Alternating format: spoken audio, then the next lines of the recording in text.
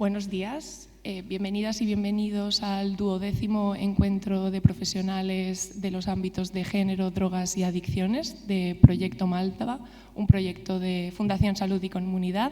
Es un placer daros la bienvenida a estas jornadas, tenemos muchas ganas de compartir con vosotras y me gustaría, antes de nada, agradecer y dar la bienvenida a Marta y a Raquel, que me acompañan en la mesa de presentación. Marta Álvarez, que es directora del área de Adicciones, Género y Familia de Fundación Salud y Comunidad, y Raquel Carrecero, que es directora del Servicio de Igualdad y Juventud del Ayuntamiento de Valladolid, que es también quien nos ha acogido a para la jornada de hoy, así que agradecer también todo el apoyo técnico y organizativo al Ayuntamiento, así como al centro cívico en el que nos encontramos. También agradecer al Plan Nacional sobre Drogas del Ministerio de Sanidad por su financiación y apoyo, y también disculpar a Juan Carlos, que iba a conectarse online. Esta era la peleilla que estábamos teniendo con los ordenadores, así que disculpar su ausencia, ya que al final no hemos conseguido la conexión vía conferencia y, por tanto, os compartimos sus disculpas.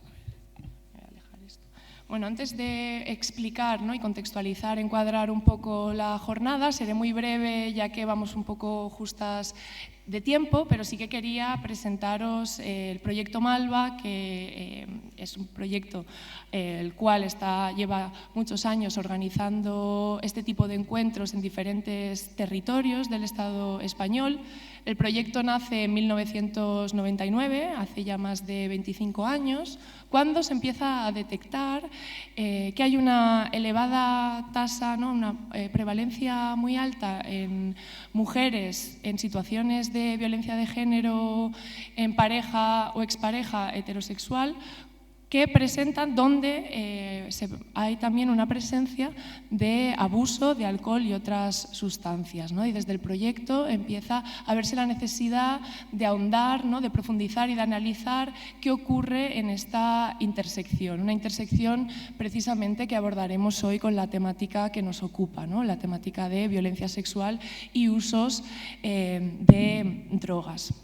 Lo que se empezó a ver durante esos años, que seguro que también desde vuestras experiencias en distintos recursos y servicios habéis también vivido, es que por una parte llegaban mujeres a servicios de drogodependencias, ¿no?, especializados en atención a las drogodependencias, que a su vez eran víctimas, ¿no?, presentes o pasadas de situaciones de violencia de género. Por tanto, aquí había una conexión, ¿no?, el consumo funcionando a veces como una consecuencia de estas violencias, ¿no?, como una estrategia de afrontamiento de las mismas. Y por otro lado, lo que se veía también en los recursos de violencia o de atención a las víctimas de violencia de género es que muchas de las mujeres presentaban esta problemática, que consumían, ¿no?, de forma abusiva sustancias psicoactivas y, más en concreto, alcohol y o benzodiazepinas, ¿no? Por lo tanto, desde el proyecto, las compañeras que me precedieron, yo en el 99 aún no estaba para trabajar en ningún lado,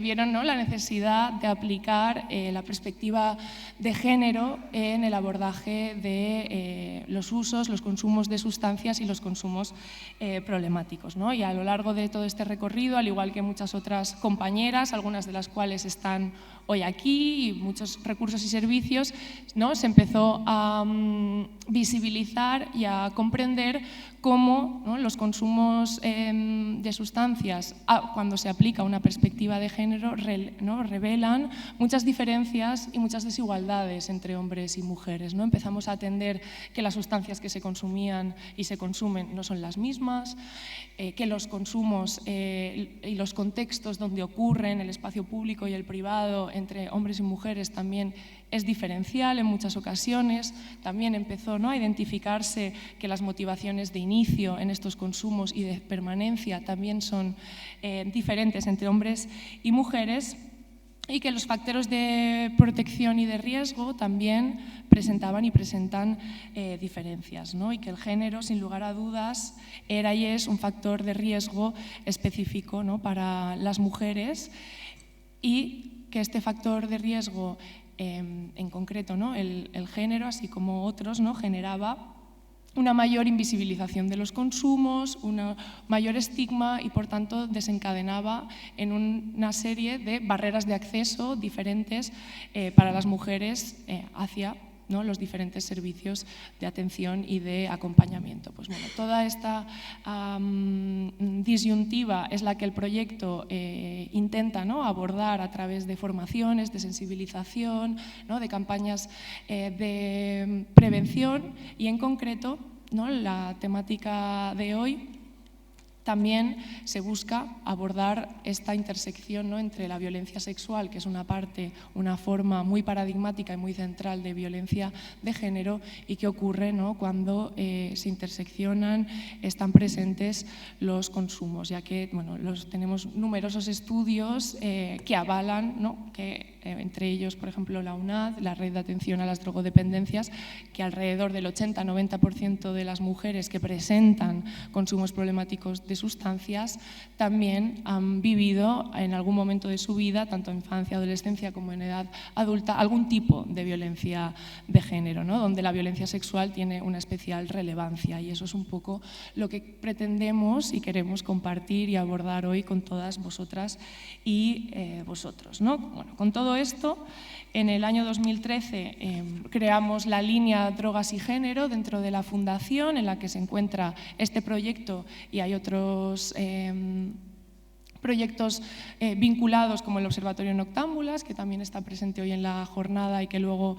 os presentaremos un poco más, que es sobre violencia sexual en contextos de ocio. También el Espai Ariadna, que es un recurso residencial para mujeres en situaciones de violencia y que consumen sustancias, que se permite también esta intersección, y que, si quieren, pueden tener a sus hijos o hijas con ellas también en el recurso. Y, por último, existe un eje de sensibilización e incidencia en políticas de drogas y de red con otras entidades a lo largo del territorio, que, por cierto, si aquí hay personas de entidades que trabajen con género, drogas y adicciones, que sé que sí, os invitamos también a participar de estas redes, entre ellas la Red de Género, Drogas y Adicciones, en la que formamos parte del grupo motor y cuya coordinación ahora mismo lleva la Fundación, y también otras redes como la UNAD o la Federación Catalana de Drogodependencias.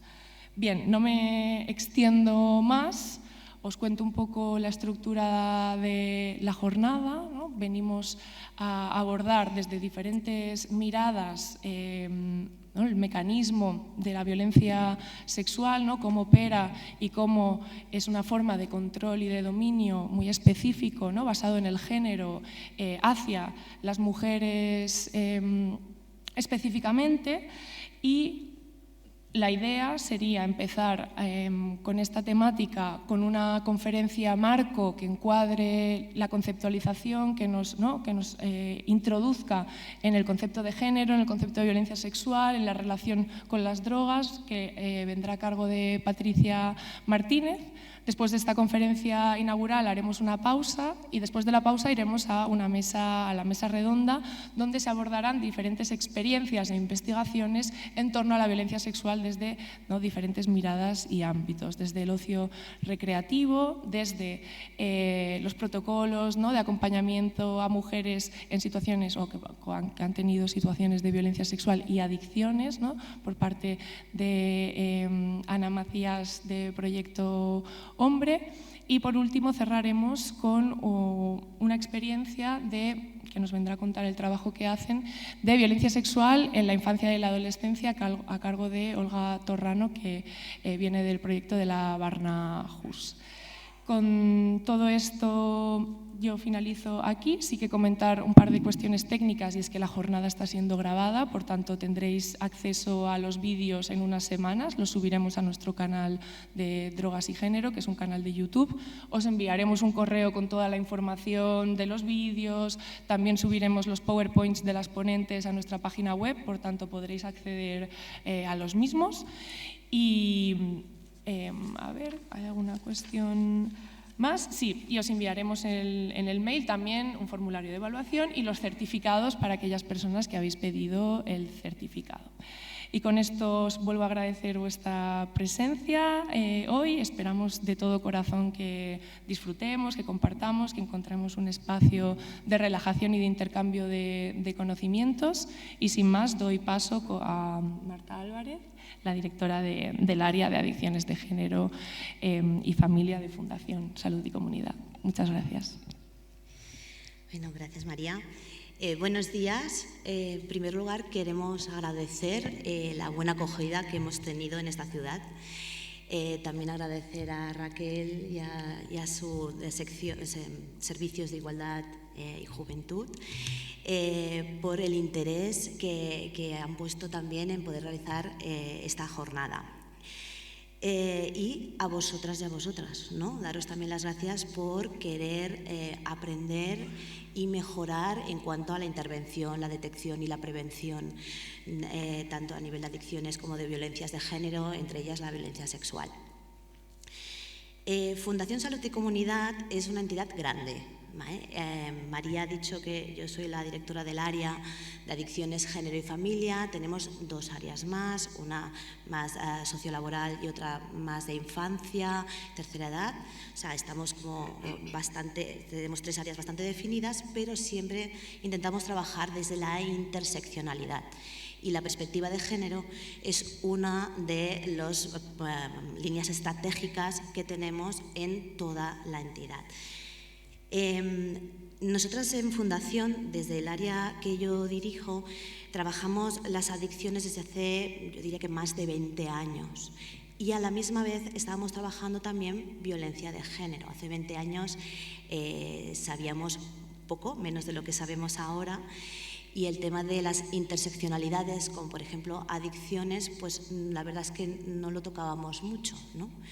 Y eso es lo que nos hizo llegar a un momento, como ya ha explicado María, donde nos pusimos a reflexionar qué estaba pasando en cada tipología de servicios. Pensad que nosotros, por ejemplo, tenemos servicios tanto de atención, residenciales, tanto para mujeres, hijos e hijas que sufren violencias, como también comunidades terapéuticas, ¿vale? Tenemos también servicios de atención a las familias, los puntos de encuentro, cada servicio trabajaba de una manera muy individual y poco interseccional. Desde la dirección del área ya hace años empezamos a escuchar a las profesionales que nos decían, oye, por ejemplo en violencia, ¿no? Decían, tenemos mujeres que estamos detectando que consumen, ¿qué hacemos? ¿No? ¿A quién derivamos? ¿Cómo lo hacemos? Son consumidoras en activo, tendrían que entrar en una casa de acogida. Pero las casas de acogida nos decían, no, con consumo activo no, mejor que haya un tratamiento y cuando esté compensado, entonces podrían entrar. Vale, pues la otra opción, las enviamos a una comunidad terapéutica, comunidades terapéuticas en medio de la montaña, no pueden llevar sus hijos e hijas, muchas mujeres decían, no, ahí yo no quiero estar. ¿No? Por lo tanto, decíamos, ostras, necesitamos algo intermedio, ¿no? Y este fue un debate bastante interesante y yo creo que de crecimiento tanto para el área como para la entidad. Y así nació uno de nuestros recursos pioneros que se llama Espaya Ariadna, que es una casa de acogida para mujeres que tienen hijos e hijas y que están entre medio de una casa de acogida y una comunidad terapéutica. Eso implica que las profesionales que trabajan allí tienen que tener formación especializada tanto en violencia, perspectiva de género, atención a la infancia, como también en adicciones, ¿vale? Y van formándose, actualizándose, ¿no?, a lo largo de los años, ¿vale? Esto pasaba en la red de atención a las violencias de género, ¿sí? Del mismo modo, pensamos que era interesante que en los servicios de intervención especializada, los que llamamos de recuperación en violencia, también se formaran en adicciones para que detectaran. Porque nos pasaba que muchas profesionales, por no tener la formación específica, no acaban de detectar la adicción o confundían adicción con consumo, ¿no? Pues todas estas cosas que son básicas, a las que ya sabemos de drogas, pues ya lo tenemos como muy asumido. A las personas que no vienen de este ámbito, pues hay que ayudarlas también a detectar y a conocer, ¿vale? Por otro lado, teníamos las comunidades terapéuticas y los recursos de adicciones, que nos encontrábamos que detectaban situaciones de violencia, generalmente las de violencia física, las que son más evidentes, las más objetivas, ¿no? Y se podían pasar por encima otros tipos de violencias, como a veces las sexuales o las psicológicas, económicas, etc. Entonces, ¿qué decidimos ahí? Aplicar la perspectiva de género también dentro de la intervención en las comunidades terapéuticas y formar también a esos y esas profesionales, y también gracias a diferentes estudios y reflexiones, por ejemplo con Patricia Martínez, ¿no?, que está aquí con nosotras, a revisar nuestras prácticas de intervención, ¿no? Una de las cosas que yo aprendí y que pensé, pero ¿cómo no se me ha ocurrido antes, ¿no? A veces en las comunidades lo que haces es que tienes una figura familiar de referente y yo creo que por inercia lo que hacemos es el referente, pues la pareja. ¿Y si la pareja es un maltratador? Y esto no nos lo habíamos planteado en aquel momento, ¿no? Entonces, este tipo de reflexiones y de compartir conjuntamente ayudan justamente a ese crecimiento y a hacer que nuestra intervención sea lo más de calidad y lo más objetiva posible y que realmente vaya para eso, ¿no? Por lo tanto, yo os quería explicar un poquito cómo había llegado todo esto, porque creo que es importante que sepáis cómo hemos llegado hasta aquí, ¿no? Paralelamente a esto, desde prevención, es lo que os comentaba María, también estaban viendo estas interseccionalidades, con lo que hemos conseguido, creo, el poder incorporarlo todo en todo tipo de servicios y de intervenciones, desde la prevención hasta la recuperación. Y creo que eso es interesante y es lo que también os queríamos aportar aquí. Seguimos formándonos, porque seguimos realmente conociendo cosas nuevas, revisando nuestras prácticas, revisando nuestros protocolos, porque es necesario y es algo que yo os animo a que dentro de vuestros servicios también lo podáis ir haciendo, ¿vale? Estos encuentros, que están financiados siempre por la delegación del Gobierno del Plan Nacional sobre Drogas, a quien quiero agradecer su acompañamiento durante todos estos años, porque ahí sí que tú ves el interés y la importancia que le dan a este tema, ¿no? Cuando una administración, ¿no?, o igual aquí en Valladolid, ¿no?, que nos acompaña, que quiere realizar estas jornadas, que quiere compartir conocimiento, demuestran que están preocupadas y que realmente quieren hacer algo para revertir esta situación. Pensad que se organizan desde el 2015 y que tienen una periodicidad anual. Nosotros lo que hemos hecho, hemos intentado siempre acercarnos a territorios y en estos años hemos ido a Madrid, Barcelona, Sevilla, Pamplona, Valencia, Zaragoza, Vigo y ahora Valladolid. Hay 2 jornadas que tuvimos que hacer de manera telemática por la pandemia del COVID, ¿no? Pero intentamos siempre poder movernos al máximo. Asimismo, también la temática cada año varía. Estamos promoviendo la diversidad y la riqueza de los debates. Hemos hablado de jóvenes y prevención, de reducción de daños, de salud mental y despatologización, perdona, porque son palabras de políticas de drogas, de juego problemático, de mujeres, de drogas y prisión, de psicofármacos. Hemos ampliado mucho el abanico. Tenéis grabadas las charlas por si queréis verlas en algún momento. Siempre poniendo el foco en el modo en que el género, como sistema de organización social desigualtario y opresivo, atraviesa estas cuestiones. Además, le damos importancia a conectar con esta pluralidad de territorios. Cada territorio funciona a su manera, tiene los recursos que tiene, pero eso no quiere decir que no pueda tener más recursos técnicos y llenar esa maleta pedagógica, ¿no?, que nos sirve a cada una de nosotras para poder atender a las personas que vemos. Quiero agradecer, por último, también la presencia a todas y todas vosotras y vosotros a esta jornada. Sabemos que Valladolid cuenta con una importante red de entidades y trabajo también en torno a las drogas, adicciones, infancia, género, violencias. En el 2025, el Ayuntamiento de Valladolid presentó el 6º Plan de Prevención de Adicciones, ¿no?, contando también con el Plan Autonómico sobre Adicciones del 24 al 30, y un comisionado regional, ¿no? Esto es lo que nosotros conocemos. También tienen un tejido asociativo importante, parte del cual nos acompañáis hoy aquí. Por ejemplo, el Centro Aldaba, vinculado al Proyecto Hombre, otras entidades como ACLAD o ADABAS, Asociación de Asistencia a Víctimas de Agresiones Sexuales y Violencia de Género, y sabemos eso, que muchas estáis aquí con nosotras. Por último, también dejadme que felicite a mi equipo de prevención, a todas y cada una de las personas que lo componen, tanto a Malva, con María, como a Ana, a Flor, con Observatorio Noctámbulas, a Oye, y etcétera, y más que los tenemos presentes. Y a todos y todas los que hacen que cada día esto sea posible. Lo que decía María, un espacio para compartir, también tenéis nuestros contactos y pues eso, nos gustaría poder continuar haciendo red con todas y todos vosotros. Gracias.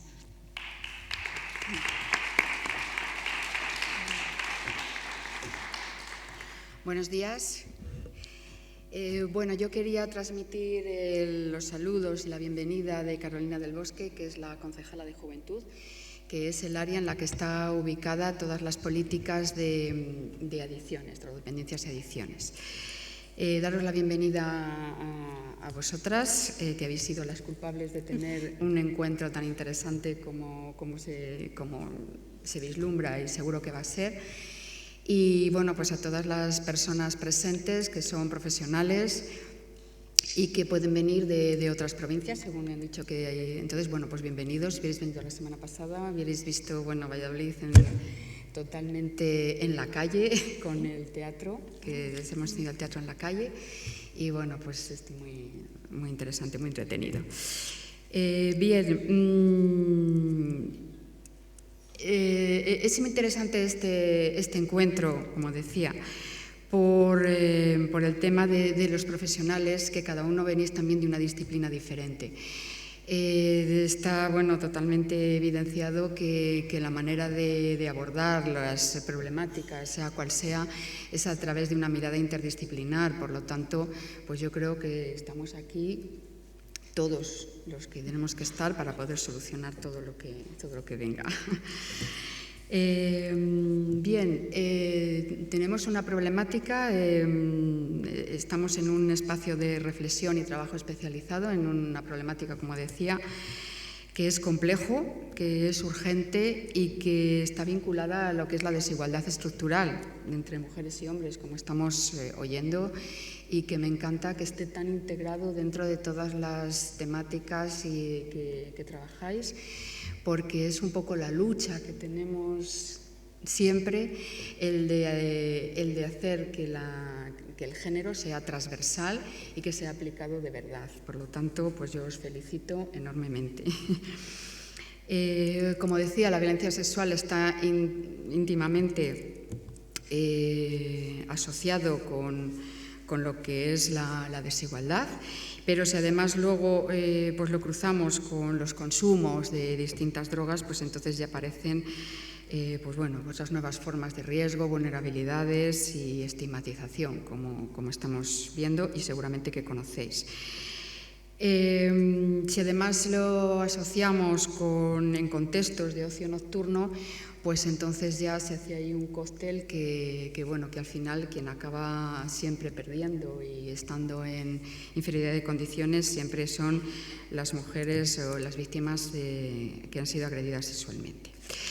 Si luego además miramos la última macroencuesta publicada en el 2025, muy recientemente, vemos que el 12,7% de las mujeres residentes en España mayores de 15 años han sufrido violencia física o sexual por parte de una pareja o a lo largo de su vida. Siguen siendo cifras enormemente escandalosas.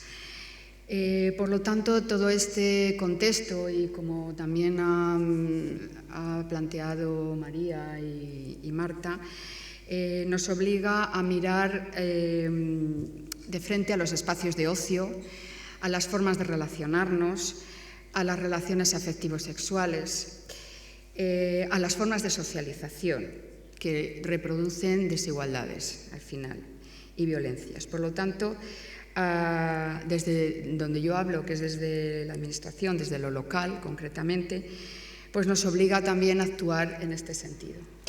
En Valladolid, en el Ayuntamiento, como decía Marta, hemos aprobado recientemente el sexto plan de prevención de adicciones. Tenemos también el Plan Integral de Igualdad y contra la Violencia de Género. Y tenemos también el quinto plan, también aprobado el año pasado, de juventud. Todo ello en el mismo servicio. Por lo tanto, yo esto lo considero como una ventaja porque crea pues bastante flexibilidad a la hora de actuar, a la hora de plantear, a la hora de programar y bueno, intentamos. Además, estamos dentro del área de servicios sociales, por lo tanto, tenemos también una cobertura y también un planteamiento relacionado con la interseccionalidad pues bastante amplio. Bueno, eso es también un trabajo enorme y complejo de coordinación, porque el hecho de que estemos juntos no significa que... Pero por lo menos tenemos la ubicación ya es importante. En este sentido sí que quería comentar, porque nosotros vamos a estar aquí abiertos a aprender todo lo que podamos, pero sí quería un poco transmitiros también bueno, pues algunas actuaciones que hemos tenido o que tenemos y que nos resultan de gran impacto, nos resultan bien, son bien acogidas. Y como decía, están interrelacionadas entre juventud, igualdad y adicciones. Este último año hemos hecho 3 escape room, por lo tanto relacionados pues con temas de alcohol y drogodependencias. Es una manera que hemos encontrado, porque aquí, como todos los que estamos aquí seguro, estamos estrujándonos la cabeza todos los días a ver cómo podemos llegar, cómo podemos y que nos escuchen. Entonces, bueno, los escape room la verdad es que han sido muy interesantes, porque es una forma divertida de poder plantear temas y que, sobre todo dirigidos a la juventud, y que tanto los chicos como las chicas, pues allí jugando, están hablando del tema y sin darse cuenta, pues bueno, pues están enterándose e informándose de lo que queremos. Hacemos infografías sobre pautas muy generales, pero muy concretas, que mandamos a todos los centros educativos. Y que además son muy bien acogidas, nos los piden constantemente, por lo tanto entendemos que les resulta útil y de interés. Tenemos un programa del Young Zone, que a través también de Cruz Roja, que sale en momentos de fiestas y bueno, pues trabaja también con los chavales a través de juegos, les captan y bueno, pues es interesante. Luego, una vez de que ya ellos entran en el juego y tal, luego les resulta muy interesante. Si el problema es entrar. Tenemos un programa que ya ha cumplido 25 años, que es Vaya Tarde y Vaya Noche. Vaya Tarde es para edades entre 11 y 14 años y Vaya Noche entre 14 y 30, que es en fines de semana y por lo tanto ofrecemos siempre actividades alternativas, de ocio alternativo. Se hace tanto deportivas como lúdicas, culturales, de prevención, en el que bueno, pues tenemos 30.500 participantes, por lo tanto es algo que ya está como muy instaurado en la ciudad, la gente lo conoce y lo pide. Una asesoría afectivo-sexual en los espacios jóvenes, tenemos 2 espacios jóvenes en la ciudad, que son unos espacios muy interesantes y donde se reúne la gente joven y concretamente la asesoría afectivo-sexual, que consideramos que está muy relacionado con esta temática, que concretamente lo hace Diálogo SES, que la veo ahí. Y es algo que, bueno, por lo menos la juventud sabe que tiene un lugar donde poder plantear sus dudas, sus miedos, hablar del tema, es muy interesante. Hacemos también campañas de salud mental, que bueno, consideramos que de alguna manera también es preventivo, porque bueno, pues muchas de las cuestiones en las adicciones y drogodependencias tiene que ver también con esta temática. Y luego hacemos talleres en los centros educativos, hemos hecho 195 talleres relacionados con la violencia de género, con la igualdad, con toda esta temática, y hemos llegado a 4.000, casi 5.000 chicos y chicas. Y luego hacemos también, tenemos una actividad, esto ya en juventud, pero siempre es alternativo, ofrecer siempre actividades alternativas, que se llama Campajubas, que es una fiesta que hacemos en diciembre, en Navidad, para toda la juventud de Valladolid, que nos está costando, que fíjate que es una fiesta y bueno, ofrecemos de todo, pero nos está costando porque es una fiesta donde no hay alcohol. Por lo tanto, es como pegarse contra una pared en este tema. Pero bueno, ahí seguimos luchando como todas las personas que están aquí, seguro. Y que quería aprovechar también este momento para hacer un mensaje de reconocimiento y agradecimiento a todas las personas que trabajan en estas temáticas, porque trabajar en adicciones y trabajar en violencia de género es duro, es muy frustrante algunas veces, pero somos muy resilientes, yo creo. Todas las personas que trabajamos en ello nos volvemos a levantar, continuamos, seguimos y buscando alternativas diferentes. Entonces, bueno, estamos aquí también, yo creo que para intercambiar pues, ideas que también salgan bien y coger todas las ideas posibles para ponerlas en marcha. Entonces, yo creo que va a ser muy interesante este encuentro.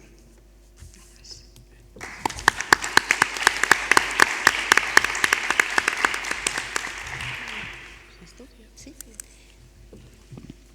Muy bien, muchas gracias. Pues pasamos a la ponencia inaugural con Patricia Martínez, así que os agradezco otra vez vuestras palabras, Marta y Raquel, y seguimos con la jornada. Gracias.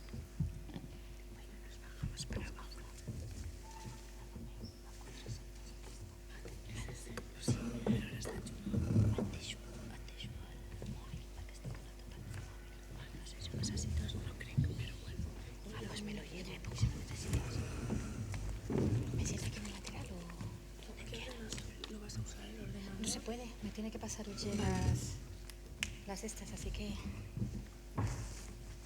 Ay. Hola. Sí, no te preocupes, me puedo coger este agua, ¿verdad? Tengo una para ti. Bueno, pero no, está sin abrir, creo. No lo he utilizado. ¿Escuché el cartelito? No pasa nada si no.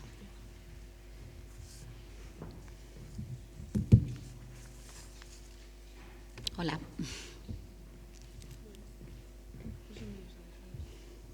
No pasa nada. Patricia Martínez Redondo, ya está. Me presento. Muy bien. Este agua aquí abierta corre peligro el ordenador. Espera. Joder. ¿A alguien le pasa esto de no poder cerrar las botellas con las nuevas estas de que no se separan? Sí, ¿verdad? Vale. No es cosa mía.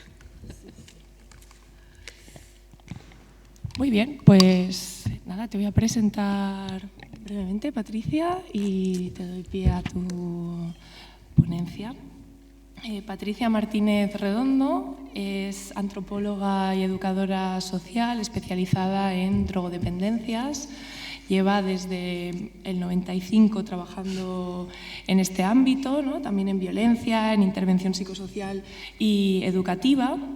Y desde 2005 también imparte formaciones a equipos de profesionales, de intervención en género, usos de drogas y adicciones, y ha publicado, ¿no?, numerosos manuales e investigaciones. Probablemente algunos de vosotros os hayáis cruzado o hayáis utilizado alguno de estos manuales y guías sobre todas estas temáticas. Actualmente trabaja como colaboradora en diversas entidades y servicios, tanto públicas como privadas, como la FAD, la UNAD, el Instituto de Adicciones de Madrid, Fundación y Salud y Comunidad, con nosotras. Siempre, ¿no?, recurrimos a Patricia para formaciones, también para las jornadas, es una de, ¿no?, nuestras personas asiduas, y lleva a cabo el diseño de proyectos de formación, de investigación, también consultorías, etcétera.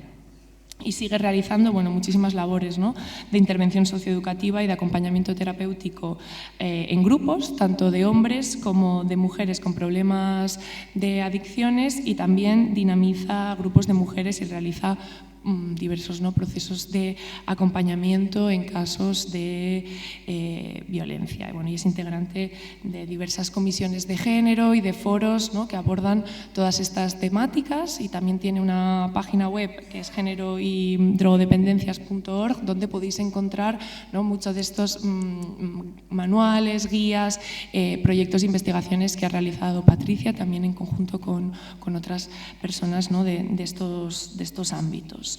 Y hoy nos viene a hablar precisamente de todas estas temáticas. También, como es una ponencia inaugural, hay bastante, ¿no?, vía libre, manga ancha para hablar de lo que tú quieras y te apetezca, pero bueno, venimos, ¿no?, a encuadrar un poco parte de esta temática, de qué pasa, ¿no?, cuando hablamos de género, qué ocurre con esta categoría de ordenación, ¿no?, social, qué pasa y cómo intersecciona esto y cómo genera, ¿no?, la violencia de género, y en concreto, ¿no?, la violencia sexual, y cómo todo esto afecta al acompañamiento, a la intervención, a la atención y a la prevención de las mismas, ¿no? Nosotras siempre decimos que es imprescindible tener una buena base teórica a la hora de intervenir, y por tanto, pues, ¿quién mejor que Patricia para introducirnos a este marco que nos acompañará a lo largo de toda la jornada? Así que después de la intervención tenemos más o menos una horita o así. ¿En total con las...? No, contigo, y luego hacemos un espacio para algunas preguntas. Sí, iremos con un poquito de retraso, pero tampoco mucho. Así que genial, pues muchas gracias por estar aquí, por acompañarnos siempre, y cuando tú quieras. Gracias. Lo primero, agradeceros a vosotras el contar conmigo una vez más y el estar aquí. Soy la única que oye como que suena como con eco, ¿verdad? A ver si se puede solucionar. Bueno. También comentaros que los problemas técnicos que hemos tenido, o sea que además, sobre todo gracias también por el esfuerzo de organización, todo lo que conlleva hacer unas jornadas, no manejo yo el PowerPoint, así que estaré hablando con Utje, que está allí. Hola, Utje. Lo haré porque me decía, hazme gestos, digo, cada vez que necesite pasar, ir para adelante o para atrás en el PowerPoint, lo haré así con naturalidad. Y además por eso, porque no he preparado un PowerPoint específico para la jornada, porque no me da la vida para hacer PowerPoints. De hecho, he empleado que sirve de apoyo, porque dentro de está enmarcado todo lo que vamos a hablar sobre violencia sexual, usos de drogas y adicciones, ¿vale? Entonces, estará de apoyo, pero principalmente, y viendo que además estáis relativamente pocas personas, sí que me interesaría ir haciéndolo de forma participativa. Yo me sigo oyendo a mí misma. Cuesta mucho hablar cuando te oyes a ti misma de vuelta. Pero bueno, si me pasa en algún momento que tal, pues lo digo y ya está. Os iba a preguntar antes de empezar, ¿cuántas de las personas... Uche, no te preocupes porque de momento el PowerPoint, ahí lo dejamos. ¿Cuántas de las personas que estáis aquí venís de trabajar o estáis trabajando directamente o tenéis experiencia en tema de usos de drogas y adicciones? Si podéis levantar la mano, porfa. Vale. O sea que si os dais, no sé si os ha dado tiempo a veros, pero que es relativamente poca gente, ¿no? O sea que, vale, el resto de gente, ¿venís de violencia? ¿Una? Ah, vale, o sea, levanta la mano más gente. Vale. ¿Servicios sociales? También servicios sociales. Vale. Es que, bueno, alguien que venga de otro ámbito que no pregunte. Salud mental también. ¿Y algún otro? Infancia. Vale. Perfecto, porque de hecho, infancia, fíjate, claro, yo es que cuando pregunto por servicios sociales, enmarco infancia dentro de servicios sociales, pero específicamente, vale. De hecho, interesante en los usos de drogas y el tema de, bueno, el acompañamiento, ¿no? Mujeres con estos problemas. Vale, os pregunto porque antes de empezar a contextualizar violencia sexual y usos de drogas, le dije, bueno, a María, y se lo he comentado a algunas de las compañeras, conforme venía también de ayer para hoy, que a lo mejor había que hacer un pequeño enmarque también en esto de los usos de drogas, adicciones, ¿sí? Porque, bueno, por eso, porque venís de otros ámbitos. Entonces yo normalmente hago dos preguntas así básicas. Una sería, bueno, os pongo una situación, ¿vale? Yo Bueno, drogas, que esto parece muy básico, pero que hay un montón de sustancias que cumplirían los criterios para ser una droga, pero no las llamamos drogas, que muchas de ellas son medicamentos. No sé si, ¿vale? Contexto de uso. Entonces, el tema de drogas tiene que poder cumplir que afecta al sistema nervioso central. O sea, perdonadme, pero que esto parece muy básico, pero es que estamos llamando drogas o adicciones a un montón de cosas que por eso el poder distinguirlo. Droga, eso, tiene que afectar al sistema nervioso central. Una sustancia que introducida en el organismo modifica una o más funciones de este, afectando directamente al sistema nervioso central. Puede provocar síndrome de abstinencia, puede provocar tolerancia o normalmente generan tolerancia y puede causar adicción, puede provocar adicción, tiene ese componente, ¿de acuerdo? Hay un montón de sustancias que no cumplen estos 3 criterios, aunque estén afectando al sistema nervioso central. ¿Me explico? O sea, como que tienen que cumplir esto. Vale.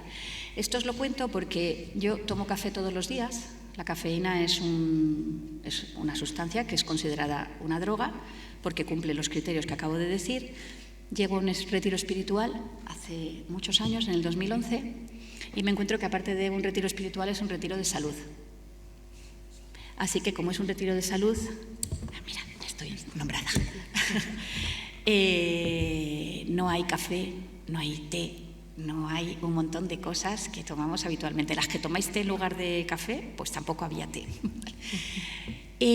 Claro, yo al día siguiente de estar allí me levanto con un fuerte dolor de cabeza porque no estoy tomando café, síndrome de abstinencia, ¿sí? Yo os pregunto, ¿tengo una adicción al café? He oído por ahí un sí. ¿Qué más? ¿Qué pensáis? ¿Sí? ¿No? Hola.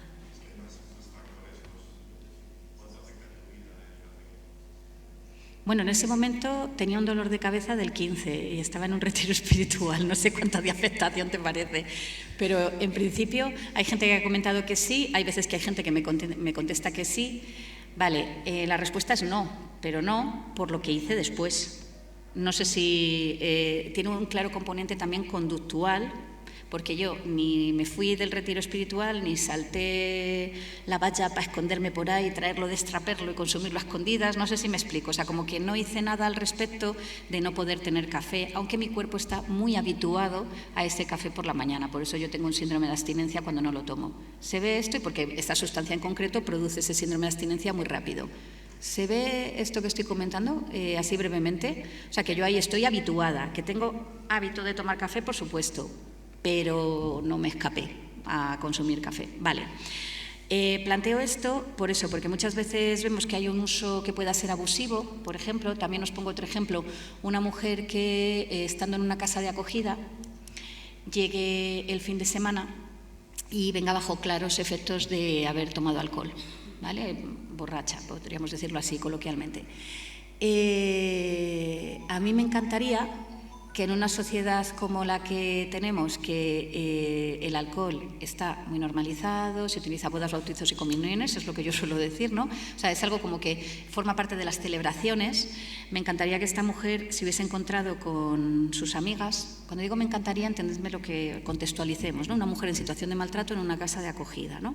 Me encantaría que se hubiese encontrado con sus amigas y que hubiese celebrado que se ha separado y que se le haya ido de las manos. No sé si me explico. Pues me he emborrachado con mis amigas celebrando que me he separado. Pero normalmente no es esto lo que ha sucedido. Normalmente algo ha pasado que aparece el uso de la sustancia como afrontamiento de gestión de malestares y como efecto directamente relacionado con la violencia, ¿sí?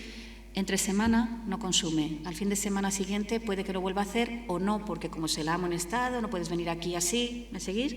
No lo vuelve a hacer hasta dentro de un tiempo, pero recurrentemente esto aparece. Esta mujer está haciendo un uso abusivo, claramente, cuando bebe y se emborracha, sí, pero no tiene una adicción, no tiene un problema de adicción. Sería otra cuestión de poder contextualizar esto dentro de la situación en la que ella se encuentra. ¿Necesito que me hagáis así o bien? ¿Sí? Vale.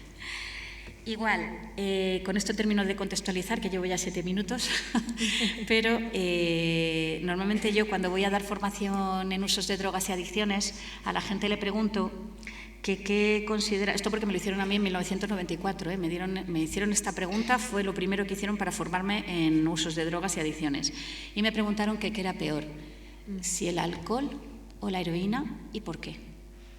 Yo os pido que lo penséis. ¿Qué es peor, el alcohol o la heroína y por qué? Pensadlo un momento. Necesito que lo penséis de verdad, ¿eh? ¿Qué argumentos se os ocurren? No voy a hacer la dinámica porque no es el espacio, esto sería para otro espacio más interactivo y de formación.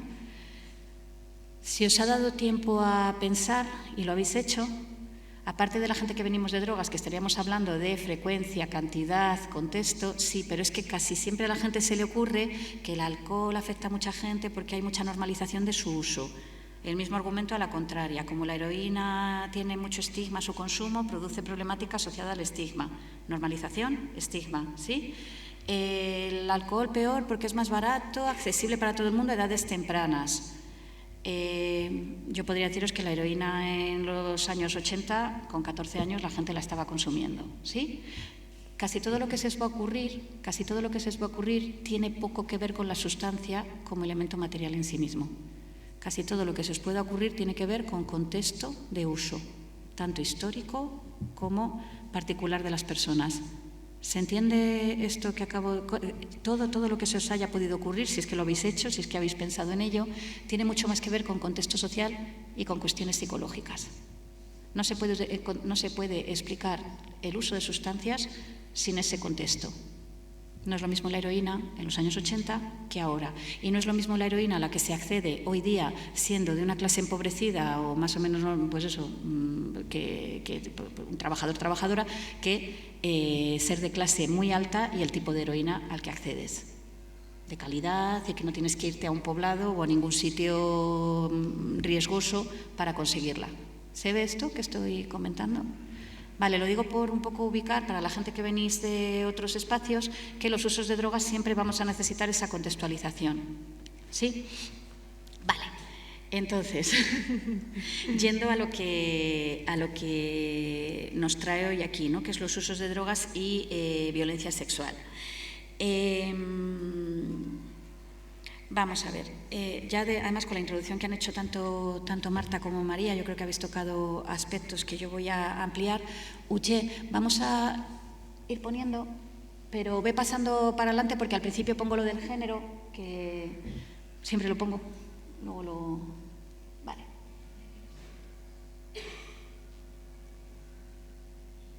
Ahí. Bueno, me vale esto. Luego te pediré pasar al anterior, ¿vale? Gracias.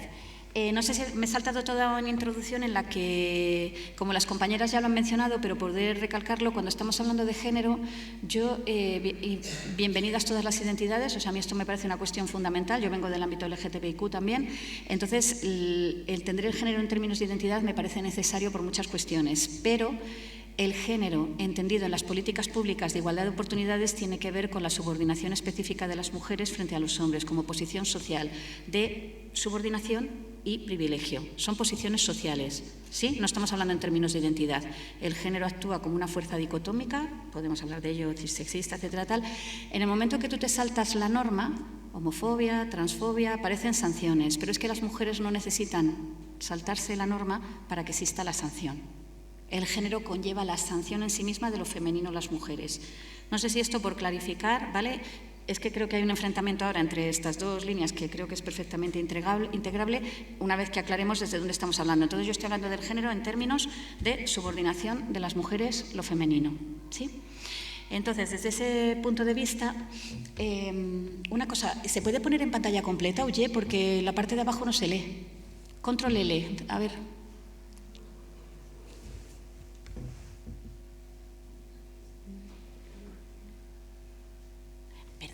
Pero lo que tiene...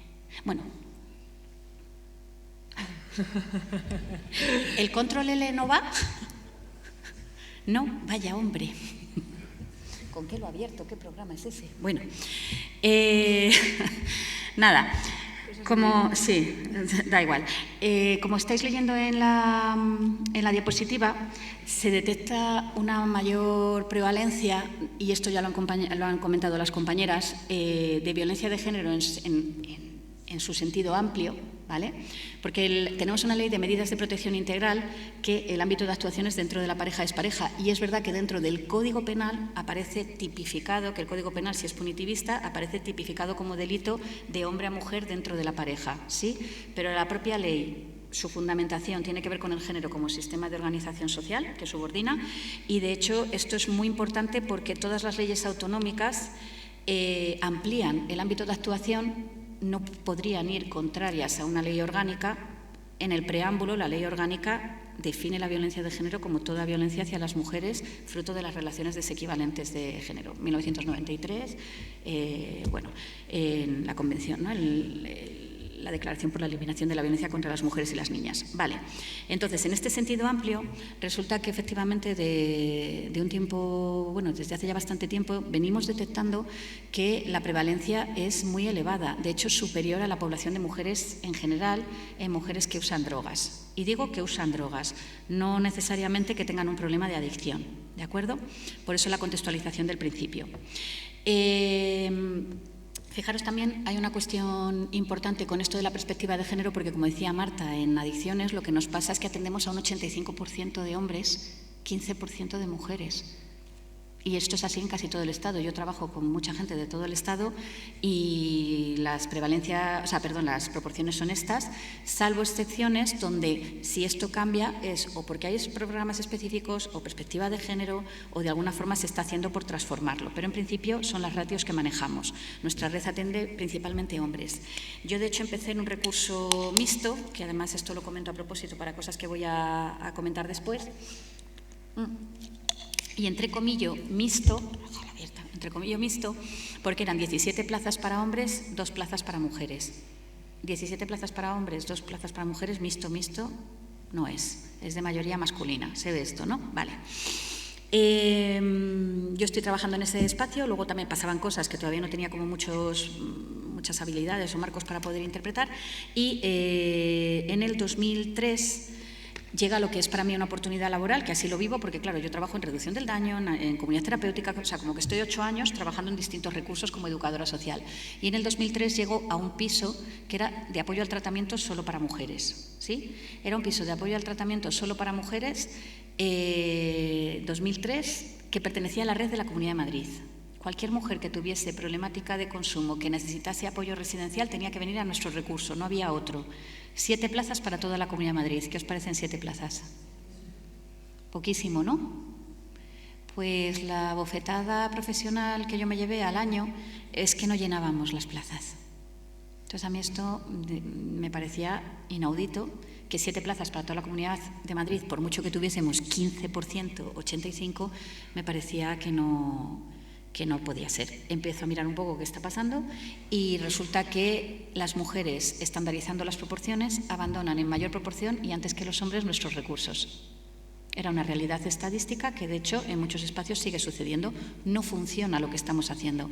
En el 2003-2004, hablar de estos temas te llamaban sesgada y, de hecho, lo que se interpretaba era que el problema lo tenían las mujeres. Modelo transteórico del cambio, no es su momento, están contemplativas y no es el momento para el tratamiento.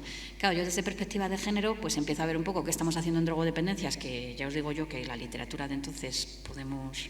porque éramos más viciosas, había una serie de cosas escritas que perspectiva de género no tenían y, pues es cuando empiezo a trabajar en estos temas y, de hecho, en el 2009, desde UNAD, hacemos una investigación para la atención a violencia y adicciones, precisamente porque esto ya entonces estaba detectado, esto que está aquí, y yo me encuentro con que existe un piso en Madrid, que yo ni conocía tampoco, ni mucha gente, que atiende a mujeres en situación de violencia de género dentro de la pareja es pareja, pertenece a la red de violencia, 2008, os hablo, 2009, que tuviesen consumo y podían ir con sus hijos e hijas. O sea, un recurso pionero. ¿Qué sucedía con ese recurso? Que tampoco se llenaban las plazas. ¿Conclusión perversa si no se llenan las plazas de un recurso?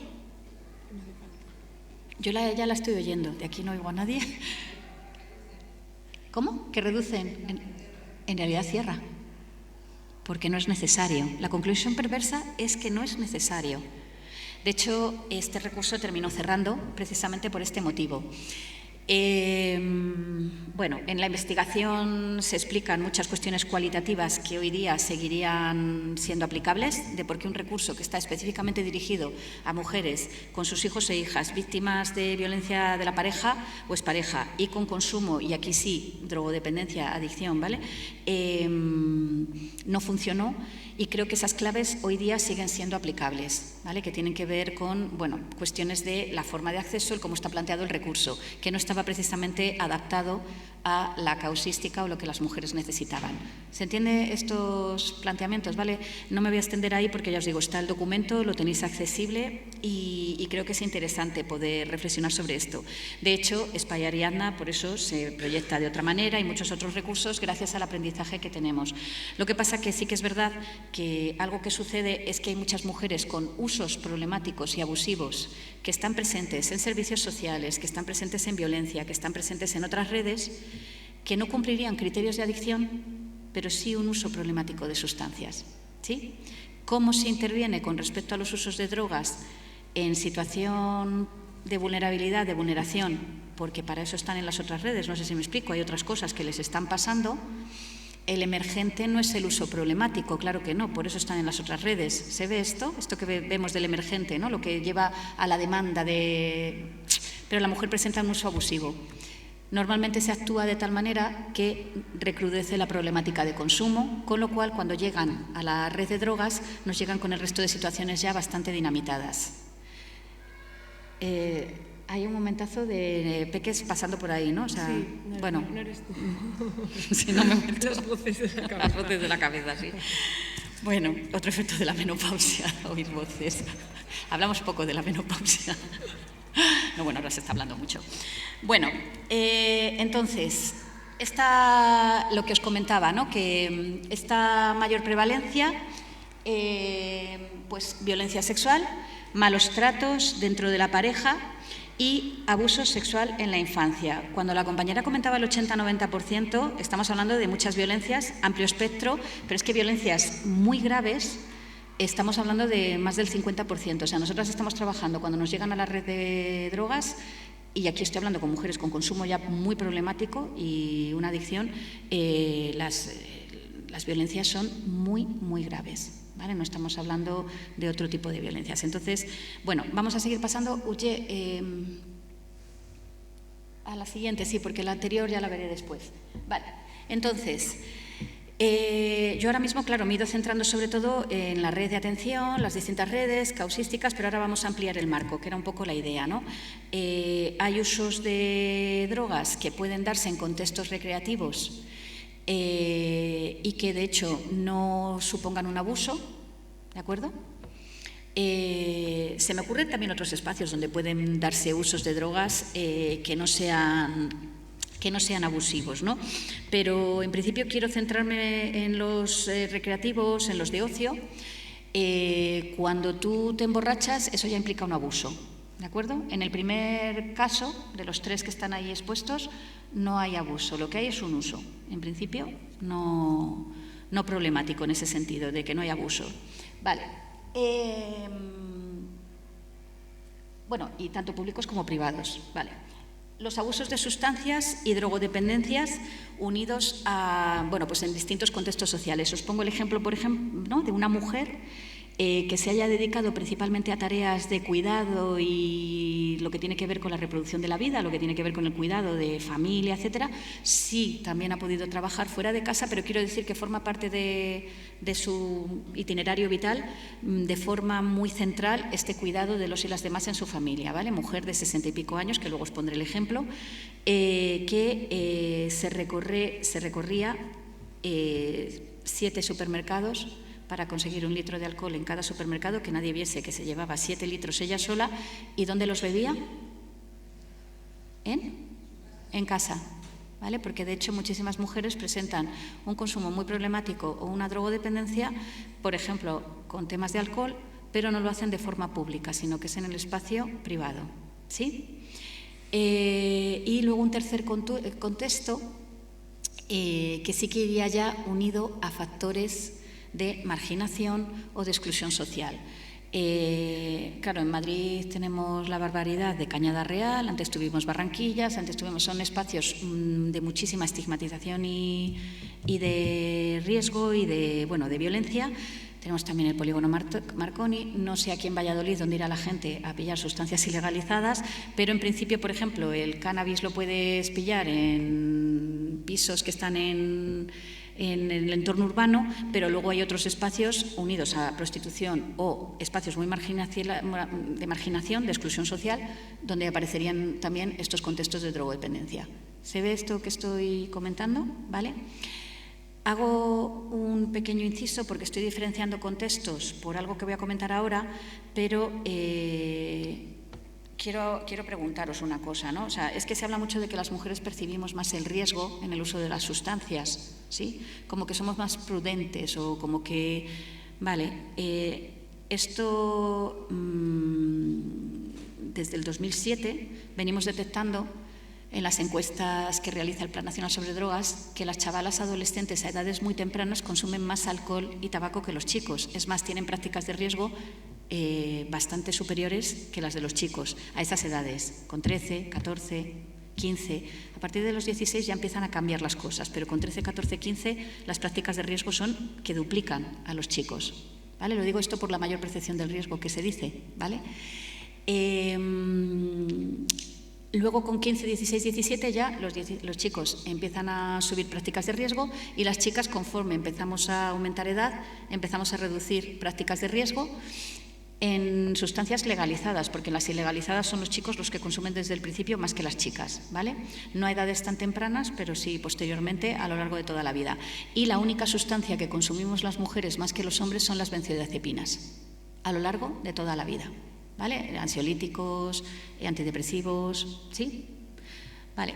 ¿Por qué pensáis que las chicas tienen estas prácticas de riesgo a edades tempranas tan elevadas si todo lo que dice la literatura es que percibimos más el riesgo? ¿Sabéis? Esto es lo que dice la literatura de adicciones, que la percepción del riesgo de los chicos es inferior a la de las chicas. Mientras que las encuestas a edades tempranas, vaya, esto no lo acompañarían mucho. ¿Por qué pensáis que tenemos estas prácticas de riesgo tan elevadas a edades tempranas? Hola. Ahora es cuando pasa una bola de heno por aquí. ¿Alguien que se le ocurra? Cualquier hipótesis, porfa. Así va a pasar la hora, rápido, ¿eh? Gracias. Porque se relacionen con personas que están consumiendo. Lo que pasa es que aquí hay una clave importante. Por eso vamos a mirarlo en clave de perspectiva de género, porque el grupo de iguales, efectivamente, en la adolescencia es súper importante. De hecho, ¿cómo se hace mayor una persona? Consumiendo, entre los muchos ritos, uno de ellos es el consumo de alcohol y tabaco. ¿Se ve esto que estoy comentando? Forma ese papel, juega ese papel, lo que os decía al principio de contextualizar los usos de drogas. Pero hay una cuestión importante. Las chavalas, que gracias por... Las chavalas de 13 años, 14... ¿Con quiénes están? ¿Con los chicos de su edad? Con hombres, con chicos más mayores. Entran en prácticas de riesgo a edades muy tempranas, tanto de consumo de sustancias como prácticas sexuales. Por mucho que maduremos antes, lo siento, pero esto no es una realidad en términos psicológicos. No sé si se entiende esto a la hora de interaccionar de determinada manera. Esto no es porque a mí me haya dado un aire y porque vaya soltando hipótesis, porque sí. Hicimos una investigación cualitativa en el 2019 precisamente para ver este tipo de cuestiones, sobre todo también para esa retirada posterior, porque lo que se afirma es que percibimos el riesgo. Y claro, yo os voy a hacer una pregunta. ¿Qué os preocuparía si vuestra hija adolescente, si tu amiga, tu novia, tu hermana, una mujer, bueno, yo que sé, incluso tu madre, si es que se dedica a salir y a hacer estas cosas, pero es que, claro, la idea de una madre borracha pues nos va a chocar, pero que se queda dormida en mitad de un parque bajo efecto del alcohol, borracha. ¿Qué es lo primero que os preocupa? ¿Qué le pueda pasar? Que la agredan sexualmente. Yo esto siempre lo pregunto porque ¿me queréis decir qué tiene que ver eso con el uso de la sustancia en sí mismo? Nada. ¿Con qué tiene que ver? Con el género. No sé si veis que es un riesgo que viene derivado inherentemente del sistema de género. ¿Se ve esto? De hecho, muchísimos programas de prevención están confundiendo el riesgo o la posibilidad de la agresión sexual porque las propias chicas tenemos esa preocupación, nuestros familiares, nuestras familiares tienen esa preocupación como si fuese un efecto del consumo de sustancias, un riesgo del uso de la sustancia. No tiene que ver con el uso de la sustancia. Se ve esto que estoy comentando con lo que tiene que ver es con el sistema de género. Aquí, Uche, ¿puedes pasarme 2 para atrás, porfa? Antes de pasar a lo siguiente. Esta. Queda lejos de nuestra intención hablar de causalidad, que esto lo tenéis en una publicación del 2021, precisamente porque el sistema de género inherentemente conlleva la posibilidad de violencia sexual contra las mujeres. O sea, es que es una de las principales manifestaciones de la violencia de género, en sentido amplio. ¿Se entiende esto que estoy comentando? O sea, cuando digo se entiende me refiero que para ubicar que esa percepción del riesgo no tiene que ver con la sustancia, sino con el sistema de género. Pero es verdad que cuando aparece el uso de sustancias asociado, se dan unas condiciones en las que se elevan los contextos de vulneración. Hay agresiones de oportunidad, hay situaciones en las que tú te has quedado dormida y lo mayor que te podría pasar, ojalá fuese que te van a robar la cartera, no sé si me explico. El principal riesgo al que nos enfrentamos las mujeres es que nos agredan sexualmente. Si fuese un riesgo del consumo, toda la población estaría preocupada porque le pasase, incluida los hombres. ¿Se ve esto que estoy comentando? ¿Vale?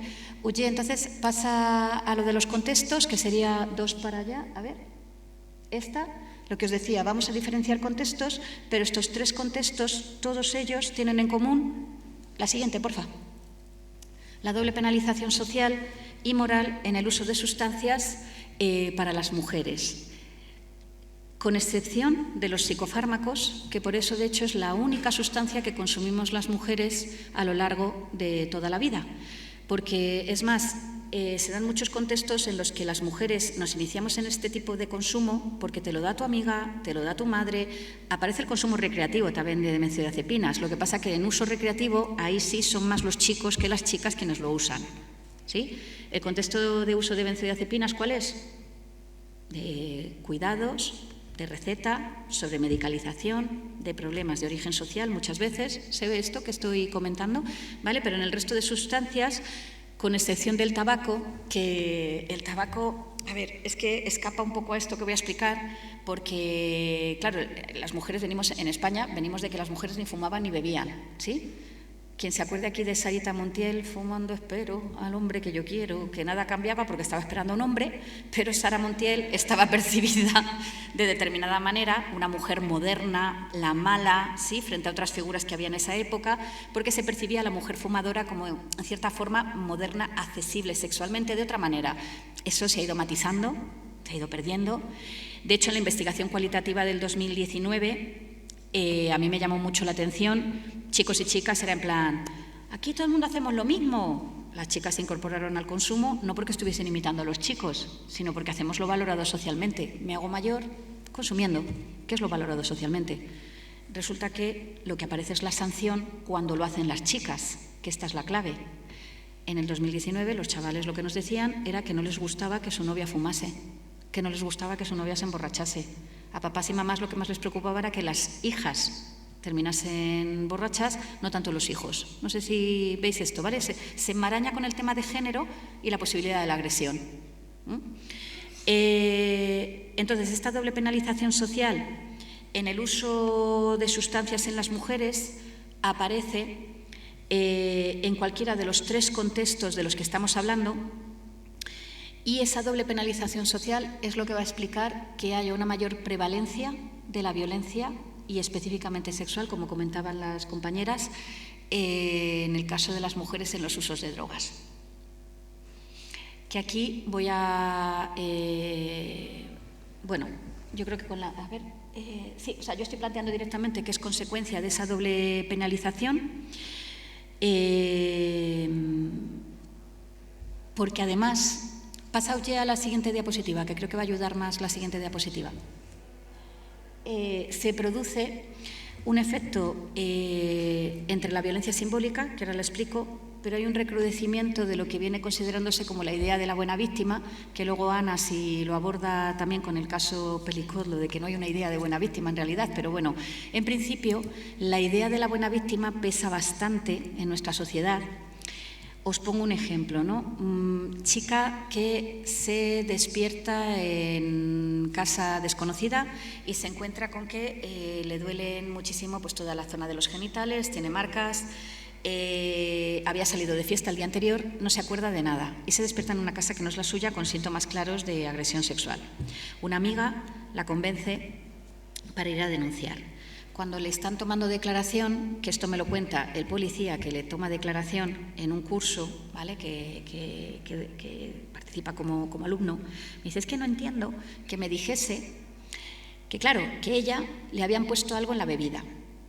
Porque, claro, ella decía que le habían puesto algo en la bebida y que por eso, y que la habían agredido. Entonces, claro, nos fuimos a las cámaras del local, vemos las cámaras y vemos que nadie le ha puesto nada. Comprobamos que nadie le había puesto nada, sino que ella había bebido un montón. ¿Sí? Entonces, este policía lo interpreta como que ella está mintiendo. Pero, claro, la explicación desde perspectiva de género tiene que ver con esta idea de la buena víctima. Si a mí me han puesto algo en la última copa en contra de mi voluntad y me han agredido sexualmente, sí, no tengo la culpa.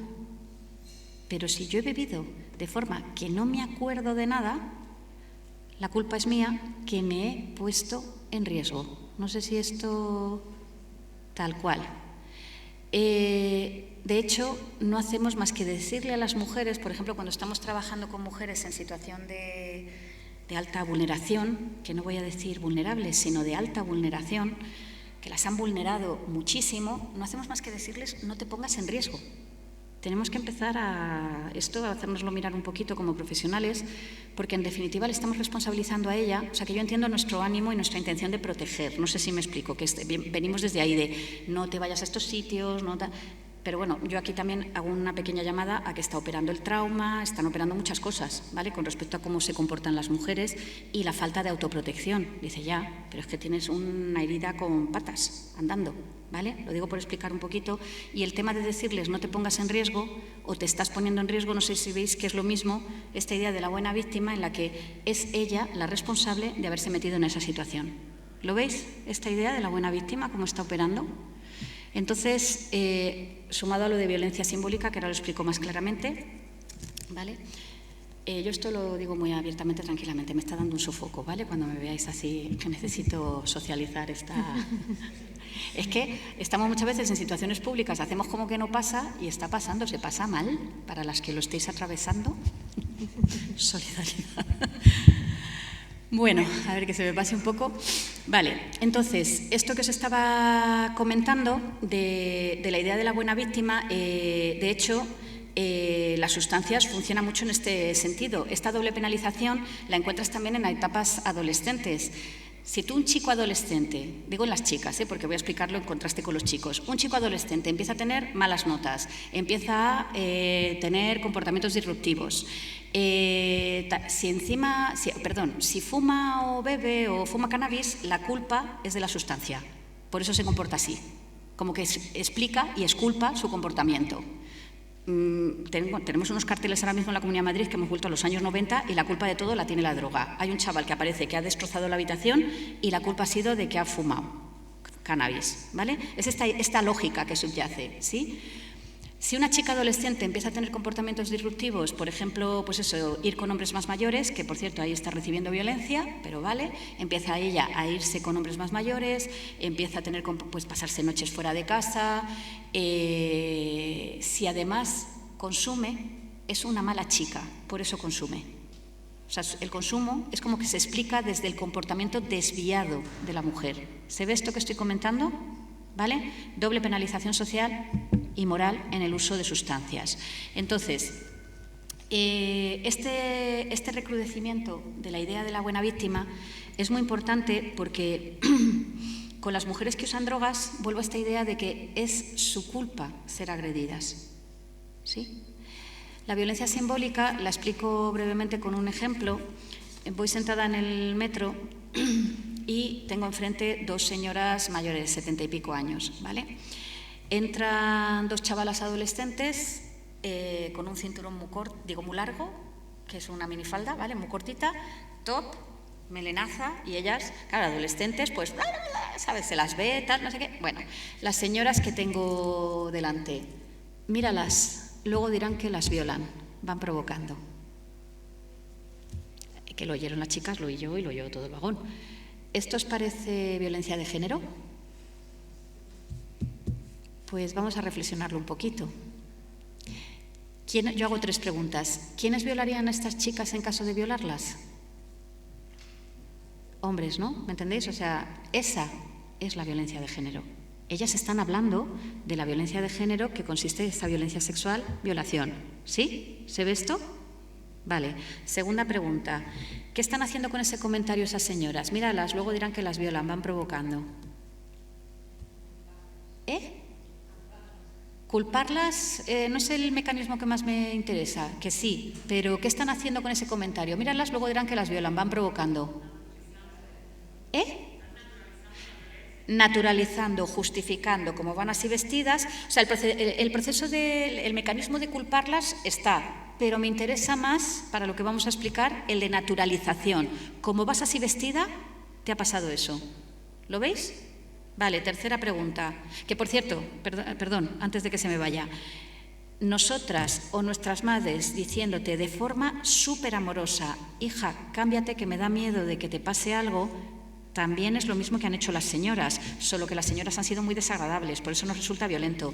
Tu madre te lo dice de forma amorosa, digo tu madre, tu padre, quien sea que se ocupe de cómo sales vestida a la calle, pero en principio, ¿me entendéis lo que quiero decir? Que eso es un comentario que va desde el amor, pero sigue el mismo mecanismo de justificación. Aquí hay mucha gente que me dice, pero es que es verdad que te puede pasar algo, y digo, bien, pero dejemos de naturalizar y justificar que es por cómo voy vestida. A las mujeres también nos gustan las mujeres y las mujeres no tenemos miedo de que otras mujeres nos agredan. ¿Me explico? Aunque estemos en tetas en cualquier sitio. No sé si me explico. Sabemos que esto no se nos produce esto. Tiene que ver con el sistema de género. ¿Se ve? Vale. Tercera pregunta. ¿Estas mujeres se han librado ellas por arte de vivirlo, que las dos señoras, digo, mayores, de recibir violencia sexual ellas? Las pueden estar recibiendo por parte de la persona con la que conviven, pelicot, y bueno, mantener relaciones cuando no te apetece, porque lo consideras una obligación o porque es lo que hay que hacer. ¿Se ve? O porque si no te va a dejar. Estas cosas, ¿no? Vale. Resulta que estas señoras, que yo os diría que la violencia de género no es lo que ellas están haciendo, pero lo que ellas están haciendo forma parte de su reproducción. Este es el concepto de violencia simbólica, que explicó Bourdieu, pero también lo explicó Audre Lorde, lo explicó Simone de Beauvoir, y es que la sociedad en su conjunto, pero muy especialmente las víctimas o posibles víctimas de una violencia específica, que en este caso sería la de género, ¿vale? Reproducimos, naturalizamos que suceda, con lo cual formamos parte de su reproducción. Esto es lo que hace que una violencia sea estructural, como la de género. Bueno, entre otros factores. Pero en la racial también pasa y en la clasista también pasa. En los años 60, en los años 70, las personas negras se aclaraban la piel y se alisaban el pelo y se lo hacían a sus hijos por su propio bien. Están reproduciendo valores racistas, sí, pero no ocupan el lugar de privilegio. ¿Se ve esto que estoy comentando? Estas señoras de enfrente del metro tampoco ocupan el lugar de privilegio. Ellas, de hecho, pueden estar recibiendo esa misma violencia, solo que en otra forma. ¿Se ve? Entonces, esta idea de la buena víctima unido en un contexto de violencia simbólica como el que tenemos, donde la violencia hacia las mujeres naturalizamos. ¿Os acordáis de la agresión en Pamplona de 5 chicos a una chica? ¿Vale? Evito a propósito decirlo de la manada, o sea, especifico, son 5 hombres que agredieron a una chica. Muchísima gente, de hecho hombres que jamás cometerían este tipo de agresión y que se les pasaría por la cabeza, y muchísimas mujeres que no van a ser las ejecutoras, ¿no?, de ese tipo de violencia, ¿no?, en este caso. La frase que yo más oía a mi alrededor, insisto, hombres que jamás harían algo así, era ¿cómo se le ocurre irse sola con 5 chicos?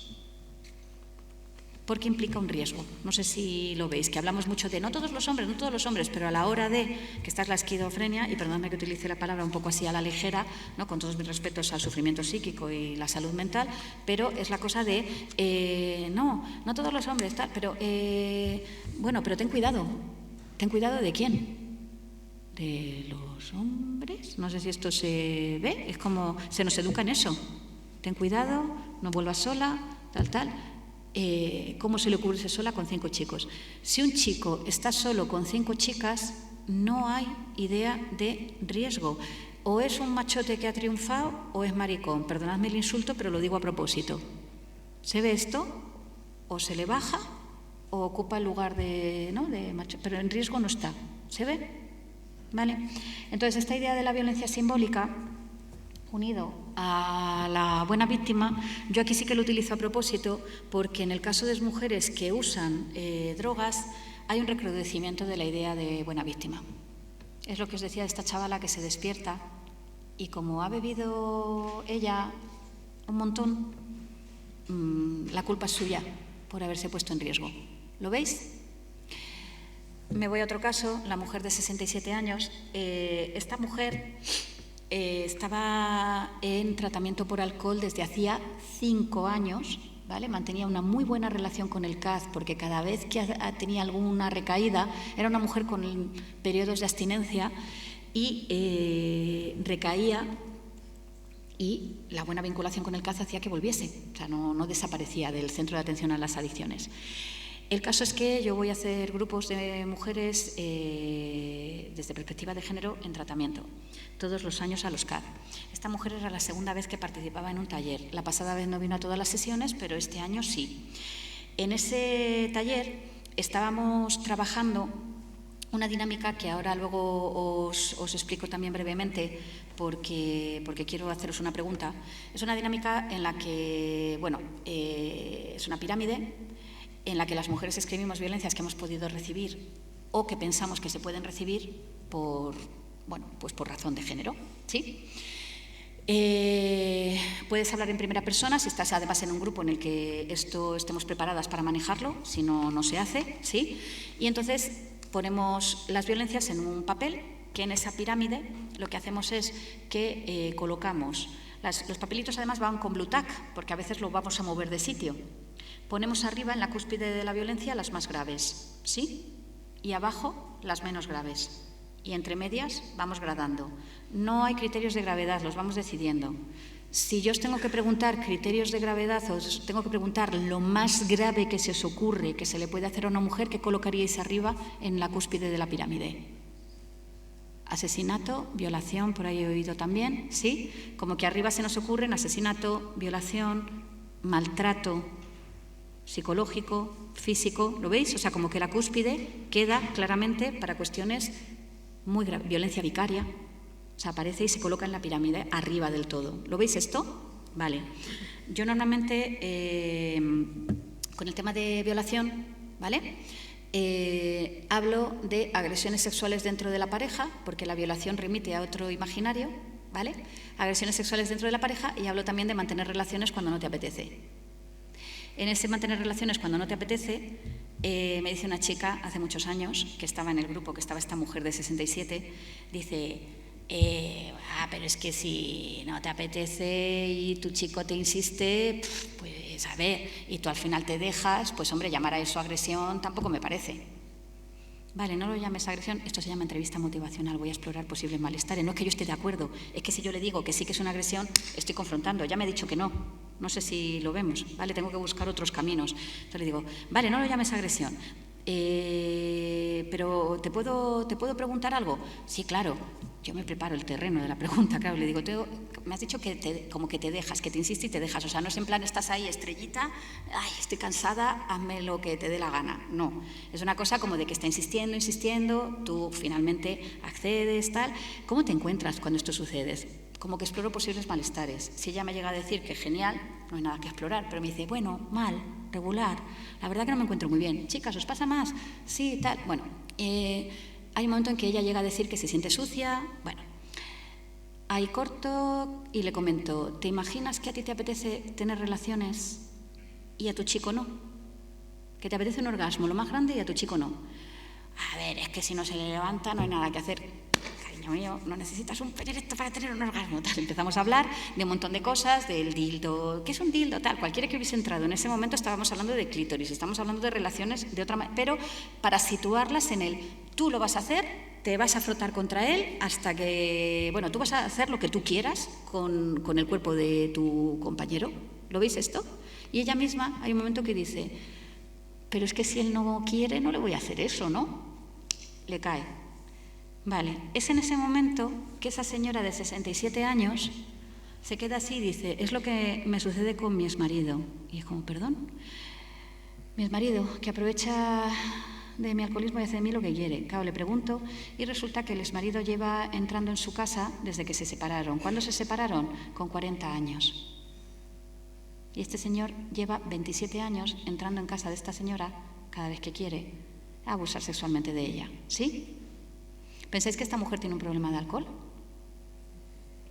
Que lo tiene, pero no se puede intervenir en el consumo sin intervenir en lo que está pasando, sin acoger lo otro.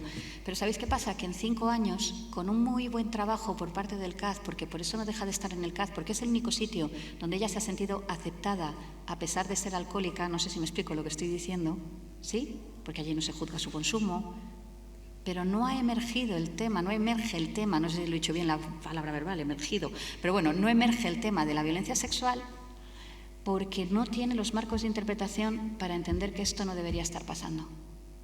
No sé si me explico. Como mujer consumidora se merece lo que le está pasando. Y esto es algo que, de hecho, para mí es muy importante contextualizar los usos de drogas y la violencia, porque claro que aparece en mayor proporción, en mayor prevalencia. Es que hay una justificación enorme, que era lo que ponía en la anterior diapositiva, de que esto suceda. ¿Lo veis esto? Es más, hay dinámicas de obtención de sustancia e ir a pillar sin dinero. Muchísimas mujeres terminan en una especie de empleo del cuerpo, prostitución, explotación sexual, consecuente a la situación de consumo. ¿Sí? No la prostitución como antecedente a la situación de consumo, que también se da, sino que el consumo está antes. Vale, van a pillar sin dinero. ¿Creéis que una mujer sale indemne de estar haciendo esto? ¿Que es una forma de financiación y ya está? No, tiene sus consecuencias psicológicas y emocionales. Es una violencia muy grande. Sin embargo, esto no se aborda desde ahí. No sé si lo veis, que no tenemos el paradigma para abordar esto desde los usos de drogas y el papel que juega el cuerpo, la sexualidad en la vida de las mujeres. Porque el cuerpo siempre va a estar en medio. ¿Se ve? Con este recrudecimiento de la idea de la buena víctima. Me quedan 10 minutos. ¿Qué tal vamos? ¿Bien? Vale. Vale. Es que estoy pensando qué priorizar, qué contar. Simplemente, a ver cómo lo hago. 5 minutitos para comentaros y luego otros 5 para otras cosas. ¿Os acordáis de la pirámide que yo estaba comentando? ¿Vale? Hay un momento en el que, claro, yo por ejemplo cuento también una violencia que yo recibí, que es que estaba con una amiga, que además yo es que esta dinámica la hice, y entonces coloco esta violencia en determinado lugar, que es la que os voy a comentar. Estoy sentada con una amiga en un callejoncito, viene un señor, me intenta tocar la cara, qué guapa, no le dejo que me toque la cara, y entonces conforme no le estoy dejando me mete un bofetón, y conforme me estoy recuperando del bofetón recibo un escupitinajo por parte de este señor. No os preocupéis, estoy bien, pero en principio yo me quedo totalmente paralizada, hago así, ¿no? Como de ¿qué ha pasado? Y el señor por allí silbando tan tranquilo, mi amiga dándome un pañuelo. Vale. Yo esta violencia, evidentemente, no la coloco arriba del todo. ¿Lo veis? ¿Por qué no la coloco arriba del todo? Maltrato, como proceso continuado, violencia vicaria, violación, asesinato. ¿Se entiende por qué no la coloco arriba, no? La coloco por entre medias. ¿Sí? Vale. En otro momento me doy cuenta, o escuchando a las compañeras, de otra violencia que recibí posteriormente, que yo no era consciente hasta ese momento, no la había tipificado como tal, y es que cuando voy a contarle a mi pareja chico en ese momento lo que me ha sucedido, lo primero que me dice es: ¿y te quedaste quieta y no hiciste nada? ¿Qué está haciendo con ese comentario? Y revictimizándome, y es más, me viene de alguien con quien tengo vínculo de pareja, con lo cual me cuesta mucho más manejar lo que me ha sucedido con mi pareja, que en vez de darme un abrazo, preguntarme cómo estoy, aunque sea muy tonto eso, pero abrázame, dime algo que me recoja, me cuestionas, ¿sí? Que luego siguió cuestionando, el que me hubiese quedado paralizada. Quedarse paralizada es una reacción, o sea, no me da tiempo a explicaros todo lo que explico habitualmente, ¿vale? Pero el caso es que yo bajo la violencia de este señor y subo la de mi pareja. No sé si me explico, porque a mí un desconocido me implica menos que un conocido. La mayoría de violencias que recibimos y que reciben estas mujeres son por parte de hombres con los que tienen relación, que te cuesta mucho más identificar, manejar, porque estás en una relación. ¿Se ve esto que estoy comentando? Por eso digo que el tema de usos de drogas, estás con un chaval hablando en la discoteca tan tranquilamente y una charla, te acompaño a casa para que no vayas sola, y se transforma en agresión sexual. Hay previa confianza, ¿sí? Hay relación, vale. Os voy a comentar una violencia y os voy a preguntar una cosita, ¿vale? Agarraos que vienen curvas, ¿eh? ¿Os acordáis de Francisco Umbral? He venido a hablar de mi libro, si no me marcho. Este señor tuvo a bien escribir una columna de opinión, que no lo he comentado antes, pero una columna de opinión sobre el violador del Ensanche, que violaba a mujeres viejas. Las dos señoras que yo tenía enfrente de 70 años podrían haber sido víctimas de este violador en espacio público, ¿vale? Violaba a mujeres que percibía como viejas, ¿vale? Francisco Umbral escribió: las víctimas, si es que se puede llamar así a las beneficiarias de un polvo alegre, forajido y juvenil, porque claro, como la violación ha salido del juego entre hombres y mujeres, pues nada, las mujeres actualmente nuestra carne es como peces de piscifactoría, que no sabía nada, mientras que la carne de la mujer violada es como la carne de la liebre de monte, salvaje. Digo Francisco Umbral, Arturo Pérez Reverte, sin meterme con los gustos literarios de nadie, pero Arturo Pérez Reverte hablando de la violación, yo sí sé lo que es la violación, cubriendo en el Congo, porque oías cómo los gritos de dolor se iban transformando en gemidos de placer. Carlos Sostres diciendo que la carne de las niñas está bien prietita y que la vagina no huele a ácido úrico y está... O sea, son personajes públicos claramente con este tipo de apreciaciones. Paro ya. ¿Dónde colocaríais a estos señores en la pirámide?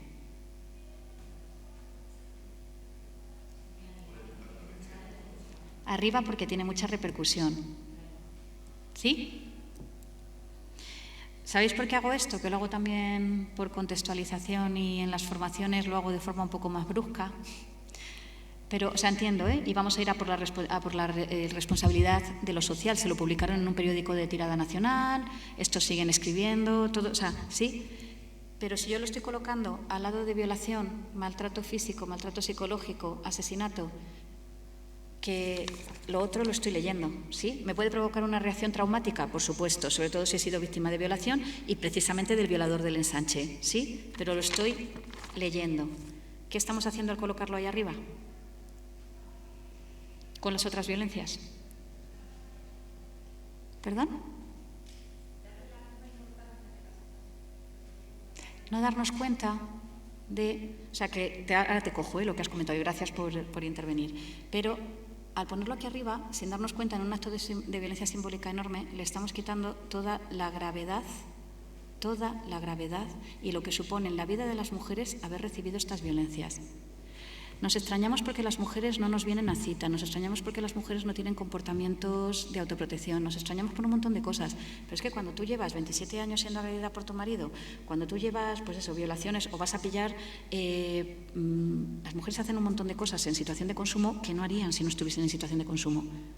¿Se ve esto que estoy comentando? Estamos minimizando el impacto en la psicología, en la emoción, en todo lo que tiene que ver en la persona. Aparece trauma. Ahí arriba lo que hay es trauma. Ahora me voy a la importancia del señor Francisco Umbral. Pero Francisco Umbral y compañía están en la base de la pirámide.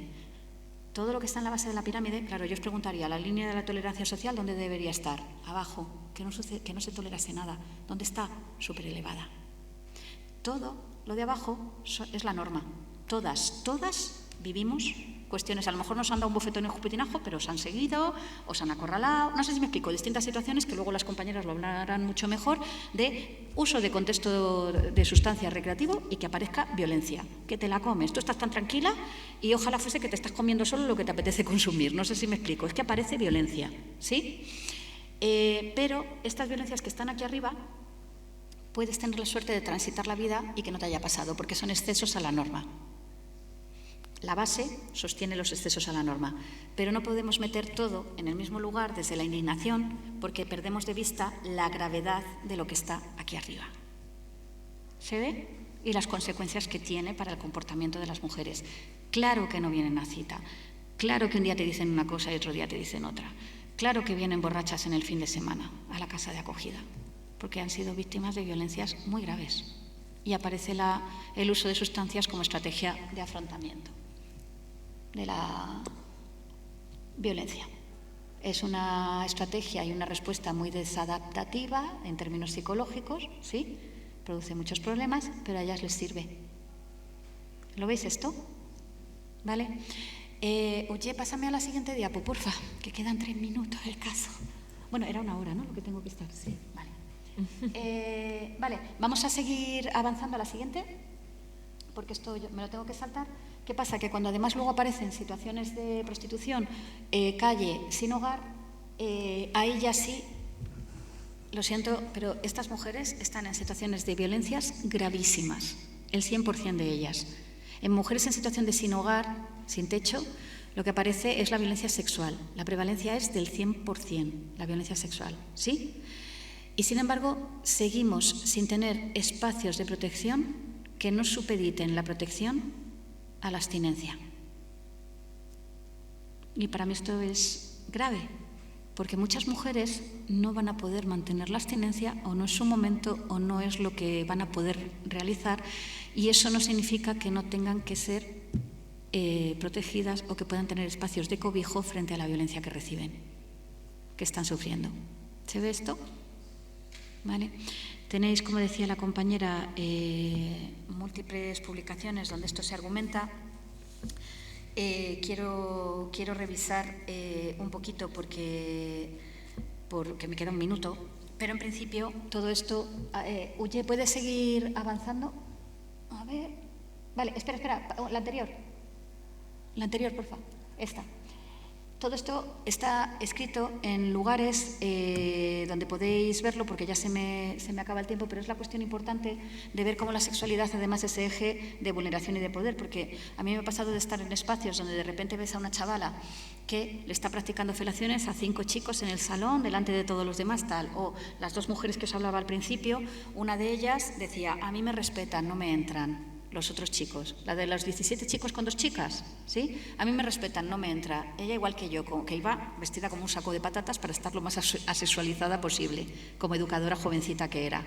Vale. La otra, modelo de 1,80 m, con problemas de cocaína. No hizo una tarea, en el mes que duró en el piso, no hizo ni una sola de las tareas que le tocaba. ¿Quiénes le hicieron las tareas? Tira más 2 tetas que 2 carretas, esta chica se está aprovechando, no sé si veis esta idea, ¿sí? ¿A quién penalizábamos el equipo? A la modelo, no la otra, que era una mujer decente. Su comentario era, a mí me respetan, no me entran. No sé si veis que son 2 mujeres, que es la doble cara de la misma moneda, que esto tiene que ver con la idea de la penalización en el uso de sustancias y con la idea de la buena víctima, etc. Sexismo benevolente es el que te protege porque eres inferior. Si eres una buena mujer, se te protege. Si eres una mala mujer, sexismo hostil, se te agrede. ¿Se ve? De hecho, el propio equipo, a la chavala que estaba practicando felaciones con 5 chicos en el salón, hubo un momento que lo que se le dijo es, hazte valer, no necesitas hacer esto. Tú jamás podrías decirle a los chicos, hazte valer, no hagas esto. Pero es que además a la chica que le estamos diciendo al decirle hazte valer, que no vale por estar practicando felaciones. ¿Cuántas de vosotras habéis recibido el mensaje de no lo hagas en la primera cita? Hazte valer. ¿Lo veis esto? Esto implica una posición de subordinación muy grande. Pero a lo que voy es que además esta chica se estaba colocando en el grupo, se estaba haciendo valer, porque era lo que ella tenía. No sé si esto lo veis, porque razón de género, las mujeres somos cuerpo y los hombres estatus social y dinero. Con esto no estoy justificando que suceda, estoy explicando mecanismos por los cuales vamos a cortocircuitar en el momento que le estamos diciendo que se haga valer, porque es lo que precisamente ella estaba haciendo, emplear el cuerpo para situarse dentro del grupo. ¿Sí? Así en el minuto que me queda. ¿Vale? Entonces, todo esto lo tenéis explicado en diversas publicaciones. Oye, ¿seguimos pasando ya para el final y cierro? Vale, aquí.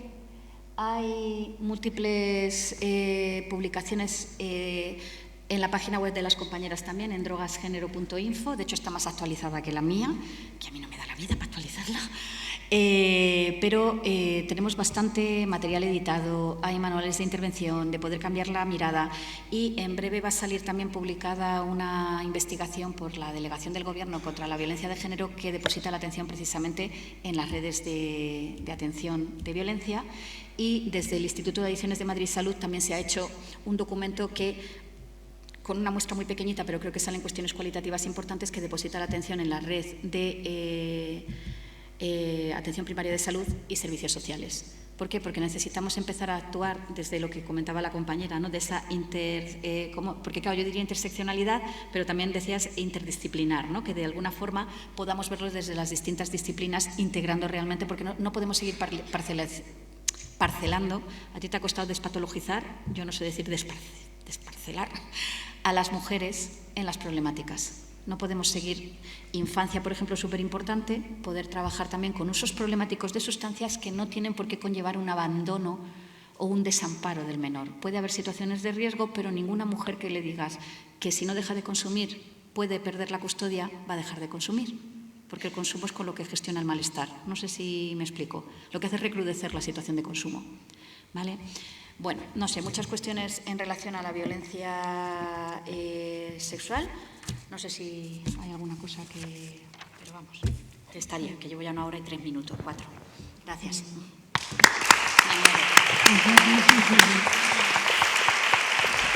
Muy bien, muchas gracias, Patricia.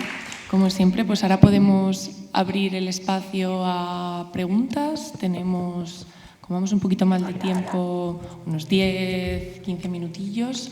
Así que aquí hay un micro, aquí cojo el otro, y si queréis pues levantar la mano, os pasamos el micro, vamos recogiendo las dudas, preguntas, reflexiones que hayan surgido.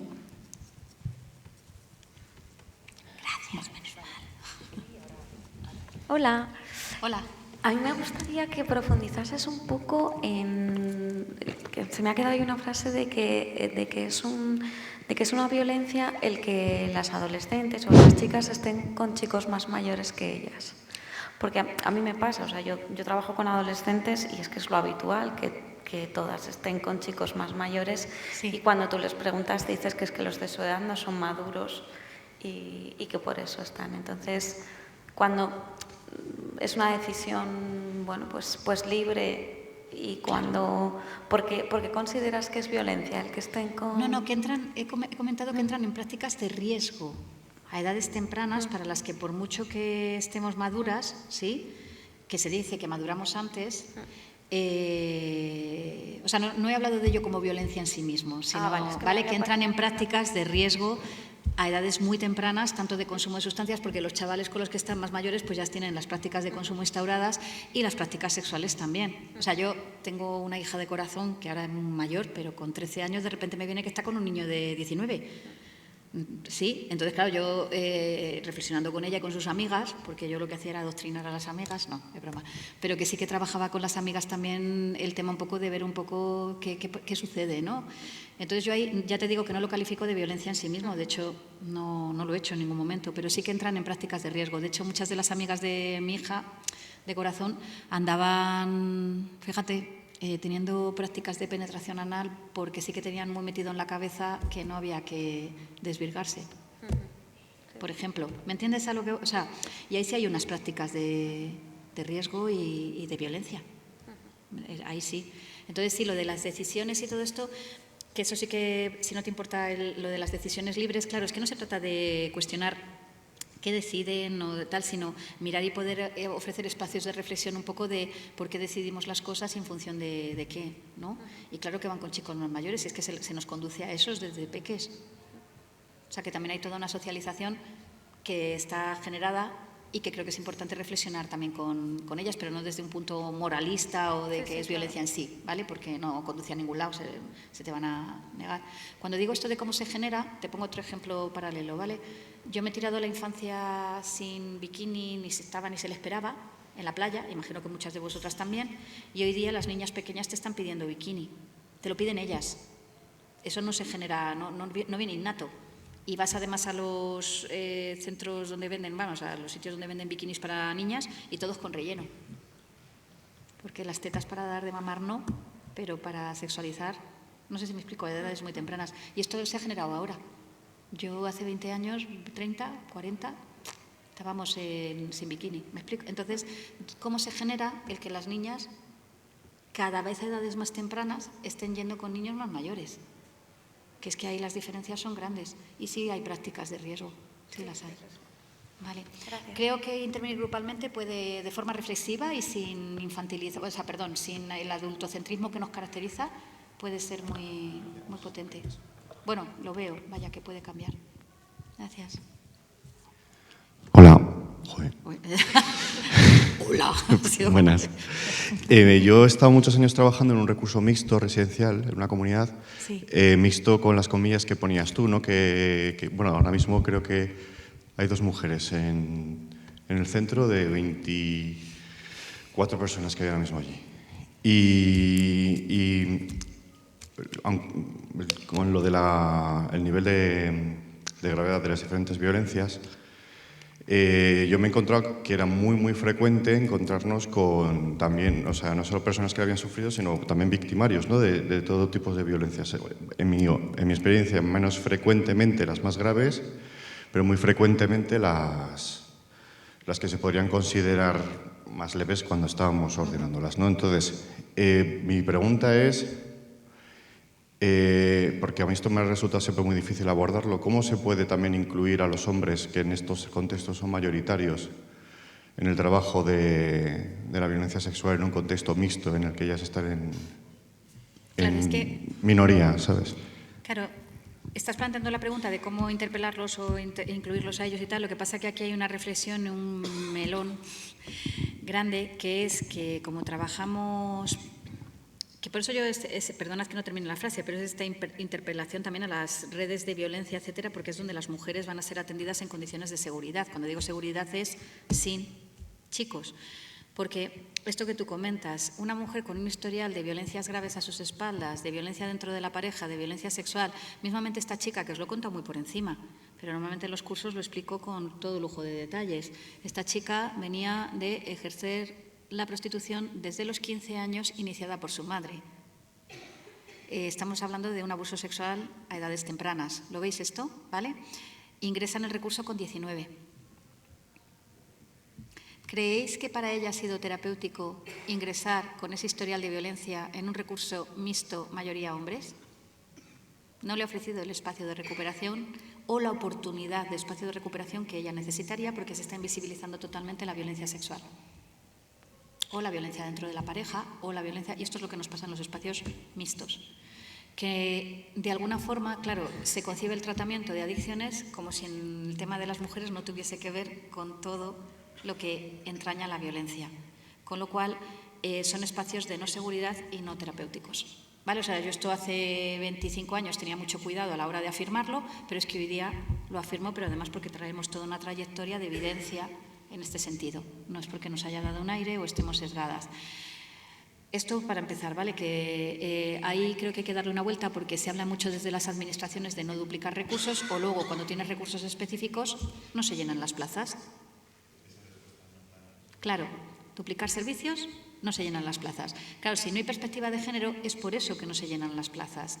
Hay mucho aprendizaje hecho de cómo se debe diseñar un recurso y cómo debe ser la manera de acceder. ¿Vale? No se pide abstinencia previa, ninguna mujer va a consolidar abstinencia si está en situación de violencia, por ejemplo, porque se toma la abstinencia previa, aunque sea de unos días, como compromiso con el tratamiento. ¿Lo ve? ¿Vale? O sea, que venimos de unas pautas. Claro, yo es que vengo de adicciones, entonces como que llevo 31 años en adicciones y sé cómo funcionamos, ¿no? Entonces es importante darle una vuelta a esto, porque la verdadera igualdad de oportunidades consistiría en crear y duplicar recursos, pero desde perspectiva de género. Ahora bien, recursos mixtos. El problema está en que no son espacios de seguridad para ellas. De hecho, están sobreviviendo como pueden a las múltiples interacciones. O sea, imagínate un grupo terapéutico mixto, caso real, no te lo imagines, en el que una mujer comenta que ha empleado el cuerpo para conseguir sustancia. He llegado a, porque lo expresan desde ahí, yo es que he llegado a, termina el grupo, todo muy bien. Ella lo percibe como un espacio de seguridad para poder contar eso. Pues si de 15 chicos, 8 no le ofrecen mantener relaciones sexuales a cambio de dinero después de aquello, ¿vale? Deja de ser espacio de seguridad. La comunidad terapéutica, lo que sea, ¿vale? Entonces, por eso, el problema es las condiciones de trabajo desde los espacios mixtos, porque no son espacios en los que haya que abrir esto estando ellas, porque ellas van a sufrir, va a ser a costa de ellas. Ahora, el trabajo con chicos desde perspectiva de género me parece imprescindible, lo que pasa que ahora mismo hay mucho ruido en este sentido y todo el mundo está hablando de nuevas masculinidades. Pongo esta sonrisa así como de... No, no lo es. Si tú, por eso lo de una buena base teórica para una buena práctica, si a ti no te baila el concepto de género, entiendes que estamos hablando de posiciones sociales de privilegio y no privilegio. Un hombre en situación de drogodependencia, en situación de sin hogar, lógicamente no ocupa un lugar de privilegio. ¿Me explico? Pero tú mete a una mujer en situación de sin hogar o de drogodependencia, verás cómo aparece el género como el eje de subordinación que es. Es lo que no... Entonces, sí tenemos un manual publicado de intervención con hombres. Creo que es importante entender que casi todo lo de las nuevas masculinidades que nosotros, Fabián Luján y yo, no vamos por ahí. De hecho, las compañeras acaban de trabajar con Fabián en la producción, ¿no?, de un documentito, ¿no?, en este sentido. Sí. No podemos seguir pensando que se va a resolver la desequivalencia estructural trabajando con que los hombres se sientan mejor o buscando el bienestar personal o otras formas más majas de ser hombre. No sé si me explico. ¿Cómo? Eso es que ser más emocional, que los hombres son bastante emocionales, pero la ira, enfado, frustración, hay un rango de emociones que están expresando todo el rato. O vete a un campo de fútbol a ver si lloran o no lloran. No sé si me explico, que es que es tan falaz ese discurso, pero como los hombres rechazan de plano, claro, estamos acompañando procesos de cambio, entonces hay que ver el momento motivacional de la persona. Esto sería para otra charla, ¿vale? Pero que en principio la respuesta sería: no es conveniente abrir temas de violencia sexual habiendo mujeres. ¿Por qué? Porque va a ser a costa de ellas. No sé si me explico. Les va a producir violencias a ellas. A mí los espacios mixtos que tenemos me preocupan, porque no... Mixtos. Porque no, ellas no están teniendo la oportunidad terapéutica. Nosotros teníamos un grupo solo de mujeres, incluso se cuestionaba, o sea, por parte de los usuarios la existencia de... Claro. Decía, ¿y los grupos de hombres? Digo, pues si todos los grupos son de hombres. Claro, O sea, claro. sí. Porque ellas lo tienen, de hecho surge esa demanda cuando ves que haces un grupo específico. Sí, les cuesta, se sienten interpelados de yo tengo derecho también a tener, ¿no? Sí, funciona en espacios en Barcelona también hay una sala de consumo, una sala de reducción del daño que cierra 1 hora, un día a la semana solo para las mujeres. Les llegaron a reventar la puerta para entrar, ¿sabes? Porque tengo derecho, son sujetos de derechos. Sí. No, bueno, y las propias mujeres incluidas en el grupo algunas veces son ellas mismas son las que no quieren el espacio. Mira, en Extrañándonos de lo normal, que es un libro que he venido a hablar de mi libro, yo no me marcho, pero es un libro que escribí en el 2009, ahí planteo estas cuestiones, que creo es que por eso, para intervenir desde perspectiva de género hay que formarse mucho, porque te vas a encontrar con muchas cosas lógicas que suceden porque el sistema de género es en el que nos socializamos, incluidas las mujeres. Formamos parte de su reproducción. ¿Vale? Entonces, esto, si te sirve, en Extrañándonos de lo normal podéis encontrar claves para esto. Gracias.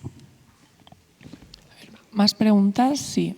1 o 2 preguntas más. El foco este es como que no te permite ver a la gente bien. ¿Tenéis ganas de ir a tomar café? A ver, aprovechad que tenemos a Patricia, que puede resolver muchas dudas concretas y prácticas. Si no, cierro con un mensaje que no he dicho. Vale. ¿No hay ninguna última pregunta? Bueno, yo aprovecho, antes del cierre, ahora que ha salido también como este tema, el material que nombraba Patricia, ayer mismo sacamos una campaña que se llama Hombres y consumos de sustancias, ¿no? Y un recorrido a través del laberinto de los consumos problemáticos y de las adicciones, que precisamente, ¿no?, como que recogiendo todos estos aprendizajes pone el foco, ¿no?, en cómo estamos acompañando a los hombres, no tanto desde ese autocentramiento y esa, ¿no?, búsqueda de qué le pasa al hombre en concreto, sino qué consecuencias e impactos generan los consumos problemáticos de los hombres en su alrededor, que muchas veces ese foco no está puesto en los acompañamientos, ¿no?, sobre todo en las mujeres, y hablamos como de diversas temáticas. Es un documento muy cortito que si te metes en la web de Drogas Género, o si os metéis en la web de drogasgenero.info, sale la primera entrada y da algunas, ¿no?, como claves para reflexionar sobre este acompañamiento. Así que a lo mejor os es útil.